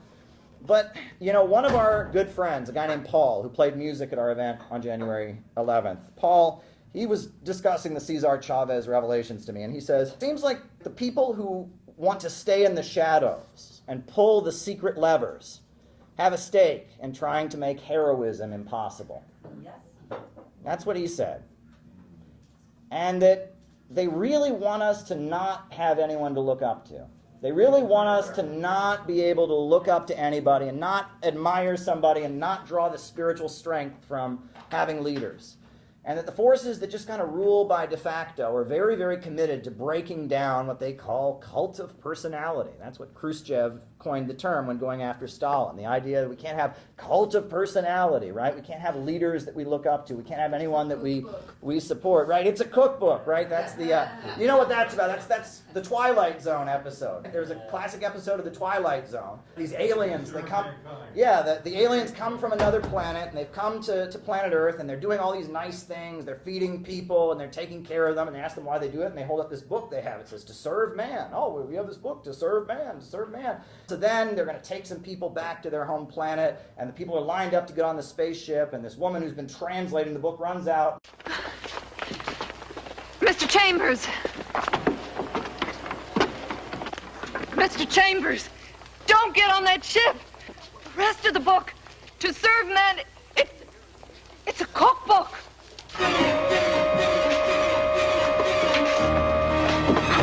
No! No! No! No! No! She says, to serve man, it's a cookbook. It's a cookbook, right? And she's, you know, and the message is that if anyone's trying to do anything nice, or anyone's trying to build a mass movement, or anyone's trying to fight for justice, they're really just going to cannibalize you and eat you. And that's really the message of it. And at the time, right, China had just had its revolution, and the slogan of the Chinese Communist Party was to serve the people. So it was probably intended as an anti-communist allegory, but it's more than that. Eric Hoffer wrote this book, The True Believer, which is promoted by a lot of these liberals. And it actually uses Christianity as the example of a totalitarian mass movement that must be opposed. And it says Christianity and communism and fascism, it's all the same. It's people being told to live for something, people being told to stand up and fight for something bigger than themselves, and that's what we have to oppose. And then there's this book that the CIA funded called The Authoritarian Personality. Theodore Adorno, the big Marxist academic philosopher, he wrote this whole study, The Authoritarian Personality, about the problem of fascism in Nazi Germany. It wasn't the breakdown of capitalism, it wasn't German imperialism. No, the problem was that there are these people who think that right and wrong exist. And that's the problem. There are these people that believe in right and wrong and would join a mass movement to fight for right and wrong and don't think everything's just a matter of opinion, and that's dangerous. And those people, they might become Roman Catholics, or they might become communists, they might become fascists, but we need to break down the authoritarian personality. And that's the drivel they call Marxism in academia right now, is Theodore Adorno's attack on the authoritarian personality, just so you know, right? This is the Frankfurt School, this is wokeism, this is cultural Marxism. It's about breaking down any belief that people might have in things getting better. And we have to push back against that. We have to be proud enough to say that we are an illiberal movement. We have to be proud enough to say that we do believe right and wrong exists, and that none of the answers from the past are going to cut it. If it was just a matter of going into some political movement from 100 years ago and doing it right, somebody would have done that by now. We're in new territory. We're in new territory, and we are pioneering new trail. But ultimately, something is going to happen. So many people in our time are lost, suffering amid this crisis, looking for something to stand for and something to believe in. There's a subterranean fire burning across America. The earthquake is coming, and the volcano is going to erupt. And we have to remember what was said about how the masses are the real heroes. We saw that today. People were hungry for us. Some of the marshals weren't so nice to us, but the people loved us. The people were ready for us. The masses are the real heroes. I'll tell you a story. When I was part of Occupy Wall Street, there was the night of Occupy Wall Street where they were going to clear the park. Right? They announced that at dawn they were going to clear the park, and so all these people went there. So at about 2 o'clock in the morning, I went down to Occupy Wall Street with some socialist sign, and I got out of the subway, and this guy in a limo was driving by me. And he rolled down the window and he shouted, "Get a job, you hippie," or whatever. Just standing there. And then from behind me, I heard these shouts of, "Fuck you, you 1% motherfucker." And I'm like, what's going on? I turn around. There's a bunch of white construction workers, guys in hard hats that were there working on the MTA subway stop. And they supported Occupy Wall Street. And they were like, and they said, "We're with you, kid. Don't listen to that asshole. We have to work." They were totally on our side. And so I remember that day when I told that story to other leftists, they started crying. And why did they start crying? because of the hard hat riots. 1970, the hard hat riots, where these construction workers went around beating up hippies. They were like, wow, the construction workers, those white construction worker guys, they're the ones who used to beat us up, and they were defending you. That day, there were a number of those construction worker guys walking around the rally saying, yeah, we're tired of Wall Street, we're tired of the 1%, and they were on our side. How do you feel about this? No comment. No comment. Are you a construction worker? I am. You are. Well, you're not against it. Absolutely not. You know that years ago, the construction workers really were actually violent against students. But this time around, it's very different. Different story. We're all in the same boat now. See, you just told me what. See? What this is it. That's what you wanted to hear, right? That's all I need to hear. It's about jobs. There's no manufacturing anymore in upstate New York. You go to places like Binghamton, Johnson City, a lot of people are out of work. And so Oneonta is based on a service economy. It's a college town, so we're doing okay. But almost all of our light industry is gone. We used to have our railroads are gone. We used to have the world's largest roundhouse in Oneonta. That's gone with the advent of diesel engines. It seems to me it's getting to the point where, with union busting going on across the country, that what corporations and the government just turning their back on it, but what corporations are doing is they're trying to bust all the unions down to say, do you want to work? Do you want to feed your children? We'll give you $40 a day. Either go to work or shut your mouth and go home and starve. I got 3 kids. How old are they? 8, 6, and 4. You must be really concerned about their future. Well, I am, I work 5 days a week to support them, but now, even though I'm a union guy, our wages are slowly but surely getting regressing worse. What's your analysis of what's happening over here in Occupy Wall Street? Well, since people are angry, frustrated that our government is in the pockets of lobbyists and whoever else, special interest groups, big business, they see no prospect for them. And truth be told, there is no prospects for a lot of these young kids and even people in their 50s and stuff that are suddenly going to be unemployed. There's no social security work that you can live on. It's been dipped into for pay for wars and stuff. And the guys that's waging these wars, they're billionaires. Kellogg, Rick Brown, the Dick Cheneys, John Major in England, they're all profiting from war. So they have an interest to keep it going. Well, folks, I'm telling you that Hard Hat Riots #2 is coming. And this time they're not going to be beating up hippies. They're going to be beating up Wall Street bankers. And they're not going to be doing it on the street. They're going to be going into their offices and dragging them out. And I think we're going to be the ones telling them to stop, guys. Now calm down, calm down. We don't want to have revenge here. We're going to be holding them back. The masses are the real heroes.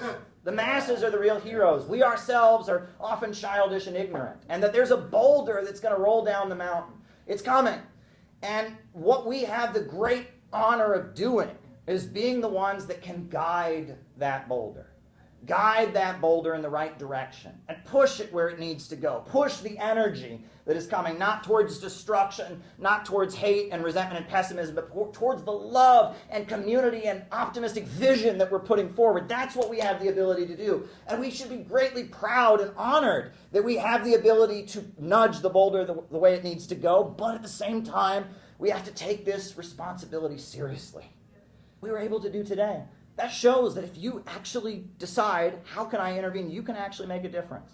You can actually make a difference. So with that ability, with the understanding that we have of world events, with our understanding of the flaws in Marxism and why that's not going to work, with our understanding that you've got to be optimistic and hopeful, with our patriotism and our love and community, we have to do our best job to point the explosion that's coming in a good direction. That is the historic responsibility that we have. We have that responsibility and we're going to take it on. And we're not going to back down, and sometimes it's difficult. Some days are not easy, but we keep doing it. I started out by quoting the book of Matthew.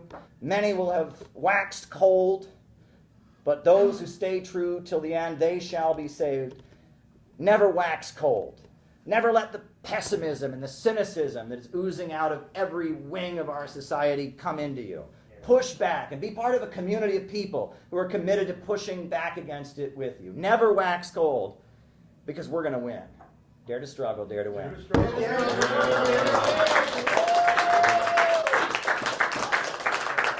right.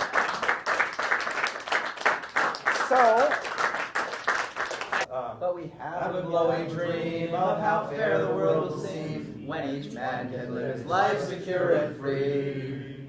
When the earth is owned by labor and there's joy and peace for all in the commonwealth of toil that is to be. In the gloom of mighty cities, midst the roar of whirling wheels, we are toiling on like chattel slaves of old. And our masters hope to keep us ever thus beneath their heels, and to coin our very lifeblood into gold. But we have a glowing dream of how fair the world will seem when each man can live his life secure and free. When the earth is owned by labor and there's joy and peace for all in the commonwealth of toil that is to be. They would keep us cowed and beaten, cringing meekly at their feet. They would stand between each worker and his bread. Shall we yield our lives up to them for those bitter crusts we eat? Shall we only hope for heaven when we're dead? But we have a glowing dream of how fair the world will seem when each man can live his life secure and free. When the earth is owned by labor and there's joy and peace for all in the commonwealth of toil that is to be.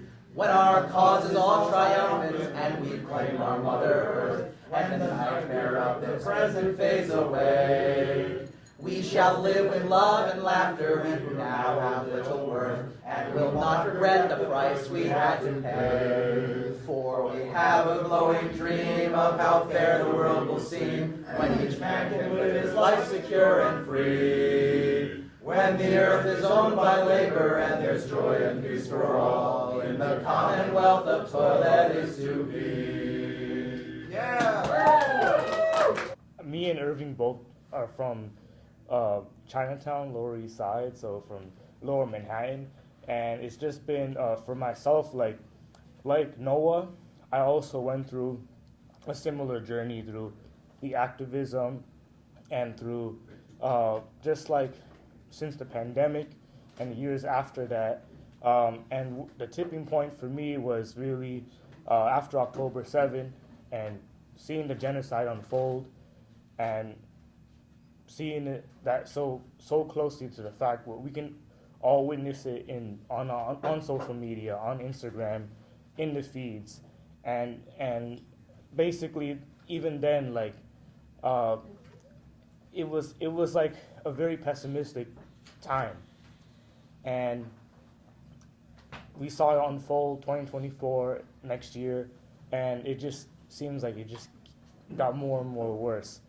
And then you know, it's for me personally, it's the times we're living in now with the recent conflict, like now with between Iran and this country. It's very personal because a bit more about myself is that like my mother, her side of the family. So both of my parents are from Bangladesh. When I grew up in Lower East Side, Chinatown, my mother's side, my grandfather from my mother's side and also my uncle from my mother's side, they were both from Iran and a part of like a province of Iran that's like in the northeast called Khorasan, which is like right next to Afghanistan, modern day right now Afghanistan, and like near that part. And so my mother, when she was part of what Caleb mentioned in his discussion was about how there was a big call to action and a big production within the country after Saddam declared war. The reason why I do what I do is because of my little baby. You know? And I do it because I want to influence him to be anti-war. When we did the thing on February 27th, the no war with Iran, I took him with me and he recorded me, and it's in the video of our CPI YouTube channel, I think. And shortly after, he put something on see if I can find it. He put no, war is bad and like our little like furniture thing. So wait, hold up.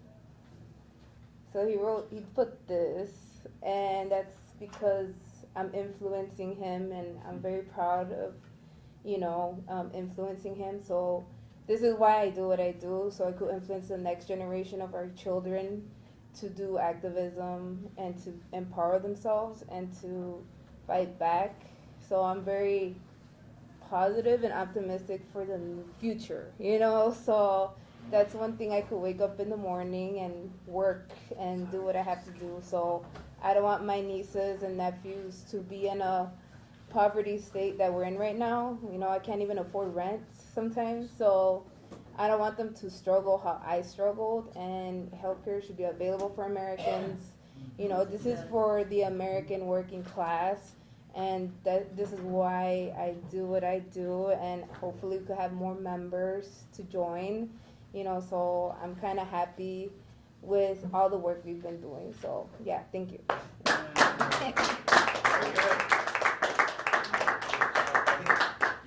Real quick. Yeah. Introduce yourself. Yeah, I'm Energizer Jack, You're what? Energizer Jack, that's my activist name. I love everything I heard today. I'm definitely in the right place.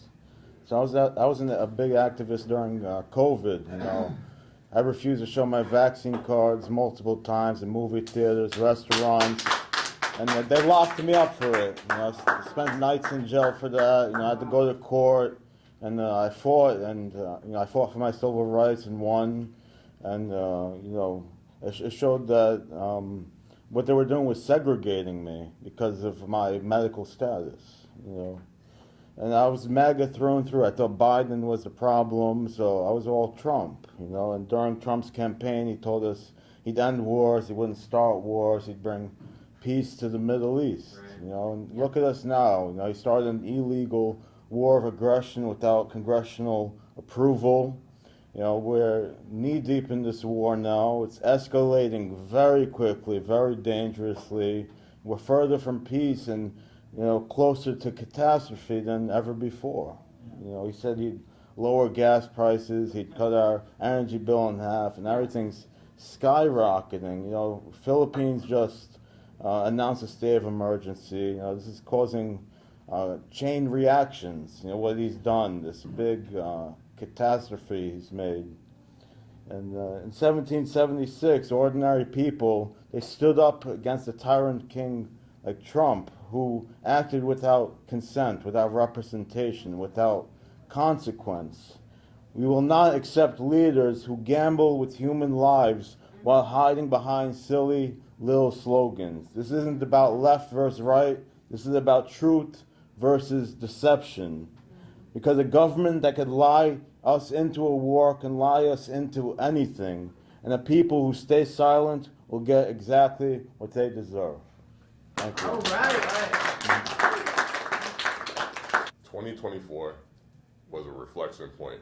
Not just that the genocide in Gaza was going on, but it was that, second more importantly for me, like how you said you were Trump through and through, I was a Democrat through and through. And I said, I cannot in my life for me vote for anyone who supports genocide. Yeah. I don't care if you put my skin and say, if you don't vote for this person, you are not for our culture. That is just absolutely false. Absolutely false. If you're going to bully me about that, then screw you. I'm sorry. You're going to tell me, oh, you don't want a sister in there. No, I don't want that sister in there. Because she wasn't there for us. Right. You're going to bomb innocent babies and children? And how could you do that? And then you weaponize our skin and our trap and our trauma against us. No, I can't do that. And then you're going to say misogyny against me. If you vote for third parties or vote for Trump, at that point, it was just, I was done. I didn't know how to say it at the time, but joining this organization, I'm learning how. And I can't go back.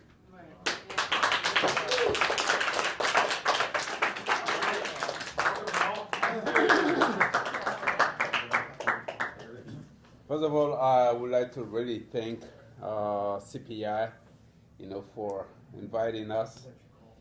CPI to me is Closer to the mic. closer, right? Okay. I think that is what we need right now, what the world needs right now. There's the political turmoil, Democrat, Republican, communist, this and that. But people really need to know the truth. All of these are just the cover, but what's really inside, what's under is the core, is the reality, and that's what impacts really people's life. So, of course, I'm from the Unification Church. That church was founded by Reverend Samuel Moon and his wife, Dr. Hajjahan Moon. They have really made, their entire life, they really struggled for peace in the world and family stability, because they believe that family is really core. And as we say, family is a school of love. It is within the family that we learn all types of love. Children's love, siblings love, conjugal love, parental love. Those 4 types of love are in the family. But right now we need true love to heal the world. What is really missing is that true love. True love is, we don't have true love anymore. Everybody is really pulling on their own and trying to really use and exploit other people. There's no true love in that. True love really serves. So, of course, these founders have really spent their entire life fighting for that, bringing people's awareness, to the core, the essence of what we call God in all different religions. That this God, his essence is true love. And this true love needs to be, on earth. And that's what they have really been teaching. And of course, those who bring that message of peace, bring this message of sincerity, they are always the targets of darkness. Yes. And that's why, for a couple of months now, the co-founder of the Unification Church, that is Dr. Hajjahan Moon, has been in prison, in jail cell, for actually, personally, I don't even pinpoint the reason why she's been there. And she's over 83 years old now. Wow. Yeah. Friend in North Korea, too. Right, yeah. Exactly. So I don't know why. So we are, of course, we have been out with CPI, with Caleb. We have been out a couple of times, at Times Square, to really demand, her liberation, her immediate release. So this is really what we're doing, and I believe CPI is really that engine that's opening the door, that's really making people wake up to the reality of the world. And that's what the world needs. In addition to me being part of the Unification Church, I am from Africa also. I'm from West Africa. And of course, I'm happy. CPI is one of really the organizations that could really show to the American people the work of this gentleman, Ibrahim Traore. Yeah. So, for those who know, for those who really learn a little bit about Ibrahim Traore is from Burkina Faso. My country is Mali, and we have a third country that is Niger. So everything started with my country. We were under colonialism. We got our independence, in 1960s, and then came the post-colonial period. And that was really still the imperialism taking control over Africa. Because, of course, we know that Africa is really the mother continent. We say it's the dark continent. And dark continent means what? Something that's really deep and really complicated to understand. There's so many mysteries. That's really the meaning of the dark continent. And Africa is there. That is really internal. And external, Africa is really one of the richest lands, on the planet Earth. But yet, Africa is known as the poorest country. Africans are really seen as the most desperate people, people that are really identified with civil war, famine, all type of different diseases, and underdevelopment. And anybody would like to really help humanitarian, you just go to Africa. You're welcome. So being the wealthiest land, but yet Africans are the poorest people, the most miserable people. So because of what? Since after colonialism, there has never been any real plan for the development of Africa. It has been held underdeveloped, by the imperialism. The reason is so that really the imperialists can continue using Africa, plundering Africa, and also that determined the type of leadership Africa has always had. Because we say African is really led by very corrupted leaders. All the African leadership is really determined by corruption. And anybody who would like to really do good, to go away from this corruption, you are a target. Right. That's really one of the reasons why we have corrupted leaders. It's like you have to be corrupted. You cannot do anything else. Otherwise, you're going to lose your life. So it has been like that, since colonialism. We have gone through democracy, they've really chanted democracy, and we became Democrats. My country, we went over 30 years of democracy. I was born in that. But, this democracy, the sole purpose of democracy in Africa is to have somebody in power that can really sign, contract and everything so that the imperialists, they can have their grip on Africa. Right. So it's always been like that.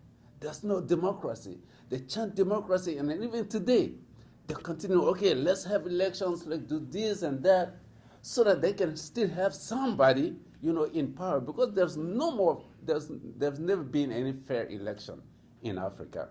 Because once there's the system, once there's the what we call election, so that's the way for the imperialists to just choose somebody to say, so even if the person has 0 vote, because they have chosen this one, he's going to be the president. So that's the type of democracy Africa has. But, now from that type of democracy, the system has been to come back to Africa again, to actually seize Africa, to actually settle, to really take control over everything. Through the sending of the military and everything. So that is why these presidents, the 3 presidents right now in the Sahel state countries, like Assimi Goïta from Mali and Ibrahim Traoré, Burkina Faso, and Abdraman Chani from Niger, they were all special forces, fighting on the front line. They spent like 10 years, fighting. On the front line. So through that, they've really studied the nature of the wars that was going on, because it has been manifested like terrorism, like jihadism, but actually it's not that. The real reason is that this is the imperialist new way to move right now.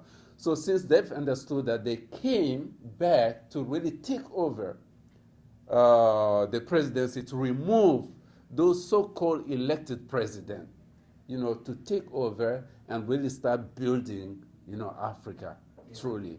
And it started, that really movement started in Mali, with Assimi Goïta. Yeah. So Assimi Goïta is the one who took control over everything and started getting rid, undoing, rescinding all the different contract agreements that bound the country, that made the international armies come take control over the country, including the UN army, the European armies, all type of armies were in Mali. But yet, terrorism was gaining the ground, and the country was already gone. So when they understood that, they came and took over and rescinded everything. So based on that, they made the move, because the special forces, highly trained, they have planned for fight. Then they went to help Burkina make a coup there, to widen, and her partners. And then from there, they went to Niger to make another coup.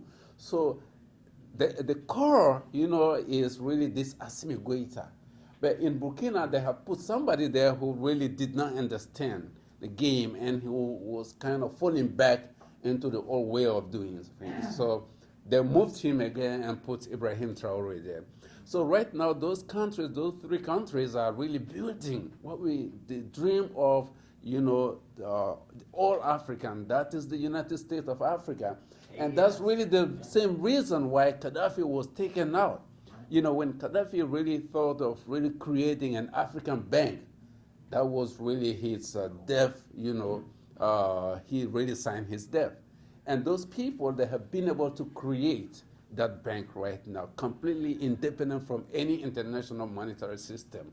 They've created that. They've working on really building these three countries, creating the passport, the national passport, the national IDs, developing, bringing the 3Ds, as I say, diplomacy, development, and good governance, so, and defense, so they are really working on this.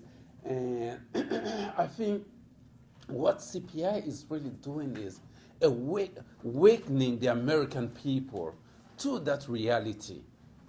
This is not known by the American people because the media will never speak about that. The media will never talk about it. So, but this is really the platform where we can bring that to the people, to the American people, to know that we don't have any enemy anywhere. But those who are the enemies are those imperialists, those superpowers who really want to keep people down so that they can really have use that, for the gain.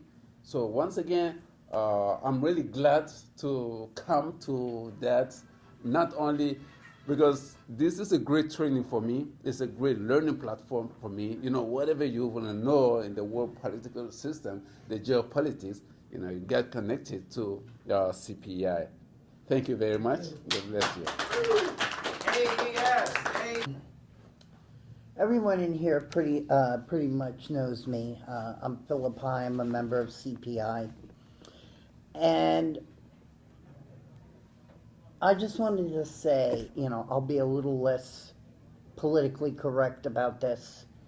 We kicked ass today. We made our mark on the No Kings rally today. Yes, we did. And you know what? I am damn proud to have been a part of it. One of the other things I want to say is that CPI has formed a relationship or, an understanding with the church that I belong to and that Caleb attends. And that's the Unification Church. And one of the things that the Unification Church has been working on ever since the founder, Reverend Sun Myung Moon, was freed from prison is the peaceful reunification of North and South Korea. And tonight I was actually surprised to see them because I didn't know they were coming. We have two members from the Unification Church with us, Reverend Dase and Ed. Thank you for coming. So this is the speech I was supposed to read. Imagine walking into a hospital with grand marble floors, high ceilings, and a helipad. The doctors, though highly trained, are forced to reuse rusted needles or perform surgeries by candlelight because the power grid has failed. Today, we are discussing the healthcare system of the Democratic People's Republic of Korea, DPRK, and the complex, often devastating ways that U.S. and international sanctions interact with the health of 26 million people. We are talking about a system that is constitutionally free for all, but in practice is a struggle for survival. In the rural provinces, where 60% of the population lives, medical infrastructure has been in a state of slow motion collapse since the 1990s. That was back during the famine, I believe. The arduous march, as it was called. Healthcare has become marketized because the state can no longer provide medicine. Patients must buy their own drugs at local markets. When those run out, people turn to traditional choreo medicine, herbal remedies, and acupuncture, not always by choice, but because the alternative is nothing at all, no treatment at all. This is the baseline, a system of high commitment but zero resources. Now let's talk about the sanctions. Legally, U.S. and UN sanctions include humanitarian exemptions. Medicine and food are not supposed to be blocked. But in the real world, the chilling effect is real. Even if an NGO wants to send medications, they cannot find a bank willing to process the transaction. Banks fear secondary sanctions, multi-billion-dollar fines from the U.S. Treasury for even touching a North Korean account. The logistics nightmare. Sanctions ban the import of metals. This sounds like targeting weapons, but it also means ambulances can be held up for a year because it contains an aluminum steam sterilizer. The bureaucratic maze. Humanitarian groups have reported that they must list every single screw and washer in a shipment to get an exemption from the U.S. government or the United Nations.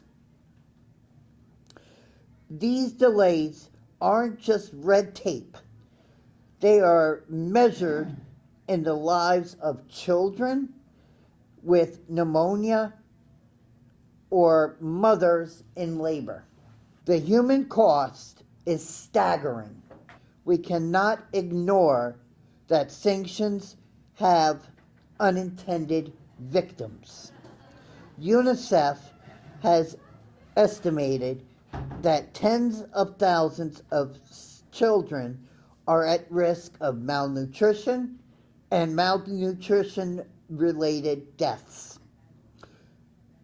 Because the supply chain to therapeutic milk and vaccines is so brittle, when the block dual-use terms, we aren't just blocking missile components.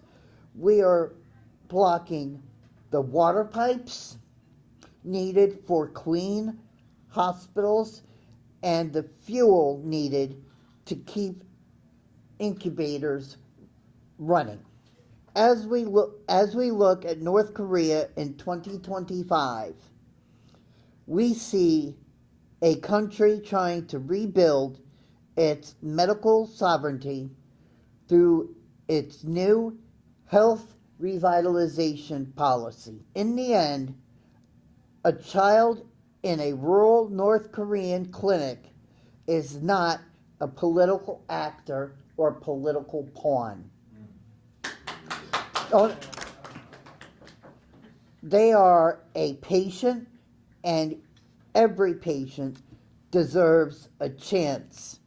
Thank you. So, with this, I'll say a little message to President Trump. President Trump, please come out of Iran. Yes. Please come out of North Korea. I have 2 words for you to tell Marco Rubio and Pete Hegseth. You're fired! Yeah. North Korea! Presente. Cuba! Presente. Iran! Presente. We stand with you! Thank you. I never go to political organizations. I don't like them. I don't agree with them. I have a lot of problems. I have a lot. but this one, could I get that sheet of paper here? No, the one that I gave you before. Remember no, the sheet of paper. You know, what's his name? I just want to say that, by the way, we did the speak out on the corner of 34th and 7th. Nice. Picked up a couple more people while we were there, along with picked her up. So I wanted to get you guys' numbers so we can keep things going. Get closer to the mic. The mic's on the. Okay. Oh yeah. Sorry. I didn't know there was a mic. Public ownership of natural resources and public control of central banking, the most important principles. Also, access to, let's say, recognition of the right of the people to land and property. Mm-hmm. It's your absolute right to land and property as a human born on earth, okay? No matter how many times they sold it, you know, how many times, you know, they came with some army and took it over, you have an absolute right to land and property as a living being, a human being. So, but the fact that you're including these 2 things, they're absolute cardinal principles. The central banking system acts as a worldwide, acts as a giant sponge, absorbing all of the labor of the entire human race. Yeah. Really, ultimately, doesn't it? I'm sure you could fill me in on the details of that. That's my intuition. I think it's just sucking up your money through compound interest. If you don't take control, how did these people get this much money to form the World Economic Forum and pioneer plans like spraying, using trillions of dollars to spray powdered aluminum? You ever hear of Coast Aluminum?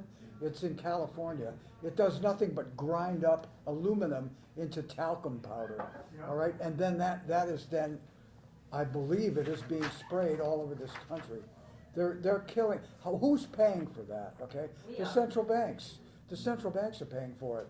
So if you do not gain control of the bank of issuance of this country going forward, then you're lost. You're just totally lost. The political system is finished. Okay, so that's such an important point. And of course, as I say, public ownership of natural resources. So when you go down to Venezuela, Venezuela looks like it's been turned into an instrument of imperialism now. They are not sending oil to Cuba. Right. What? I mean, how can they agree to that? I mean, I could see making some kind of a business deal even under duress, but on fundamental principles of relationships with other nearby countries, how can they violate that without losing all principle? And that's what they've done. So this thing about the natural resources, Venezuelan people own their natural resources, unlike or did previous to the last 3 months. What, do the American people own their natural resources? You get nothing out of an oil barrel pulled out of the ground of America. That's not given back to the people as in remittance to their natural ownership of it. They don't do that in America. That's why one of the reasons America is totally impoverished. America is completely impoverished by these principles. There are principles of theft, and now introduced glorified, let's call it Zionist glorified murder, okay, which is now adopting the Zionist practice of assassination as a normalized function of government, to assassinate world leaders, starting with Soleimani, which was such a grievous act that it's hard to believe that they actually are getting away with it, replicating that over and over and over again, and the society culture is accepting it as this is what America is. This is what America does. We're exactly like the Zionist Jews, assassinating anybody that we disagree with. Okay, that this has got to be brought before the people and said, do you support this kind of thing? And I think that's one of the things that guys are doing here, bringing these things to the fore. So I just want to say that that was a great tactic today, to stand in the middle of the march, and it worked really well. And thanks a lot. I had a great time, and I'll see you guys another time. Thank you for bringing your sound. And I bring this up because around 1994, my best friend, Paul Shapiro, he was a professor at SUNY University, a professor of sociology. And he had to go to this mandatory meeting. And happened to come by like every Friday. And this Friday he says, damn it, man, I have this mandatory meeting. I've got to go. And unfortunately, Chomsky, that windbag, is going to be hosting this meeting. And and it was the first time he had been invited to one of these. So now he felt like he was in the inner circle. Well, I kind of snuck into the talk. It was at Pace University. And I bring this up, and I always joke with people that it was Chomsky who made me the Stalinist that I am. Okay, well, maybe not quite true. I don't know, maybe it was. Okay. But it was interesting because the meeting began with Chomsky saying, now we know why we are all here, and and he says, we are here to make sure there'll never be another workers' revolution ever again. Well, one guy obviously did not get the memo. And he says, well, excuse me, Chomsky, what are you talking about? I thought that's what we want. We want a workers' revolution. And Chomsky was quiet for a moment, and he said, no, we want a technocratic revolution. Technocratic, where we're in control. We do not want a workers' revolution. And then suddenly the police came, they dragged this poor guy out, and he says, okay, someone didn't get the memo here, but now we're gonna go back to the meeting, and like I said, we want to make sure that there is not going to be another workers' revolution. And he said, the right is trapped, he said, because they always push fear, but fear only goes so far. And we, on the fake left, have to make sure that we push despair. And I'll explain why. He said, if you have a situation, for example, a mother, she sees her child in the middle of the road. She sees a car come. Even the greatest fear, she may run and even risk her life to save her child. And so you see, fear is not enough. And that's why we're here, because we're going to discuss despair. He said, because, you see, now if the mother, even if it's 100% sure that she can save that child, but if in her heart she has despair, she will allow that child to die.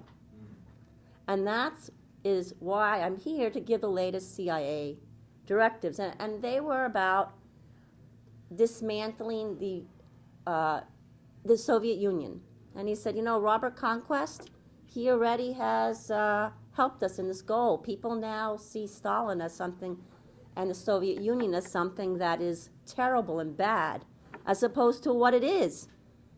I mean, working class people should be celebrating. They hung the bankers and the large landlords. They hung the Tsar. They created the first worker state.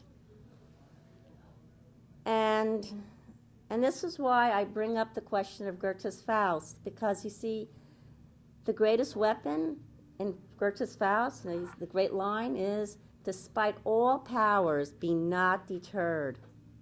And we can never allow our enemies to put despair in our hearts. Because victory is ours as long as we are not deterred. Thank you.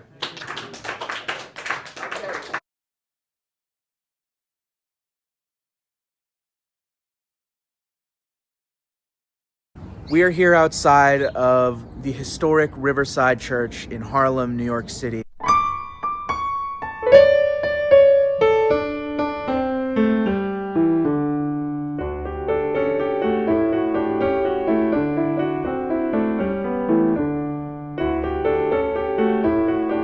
Historic church involved with the civil rights movement and many other struggles. Big center for ban the bomb protests. It's where Martin Luther King famously gave his speech condemning the Vietnam War and talking about how we needed some sort of democratic socialism. Went on a Sunday to pass out these, and the people were friendly. This last part, hope that one day we could all merge together.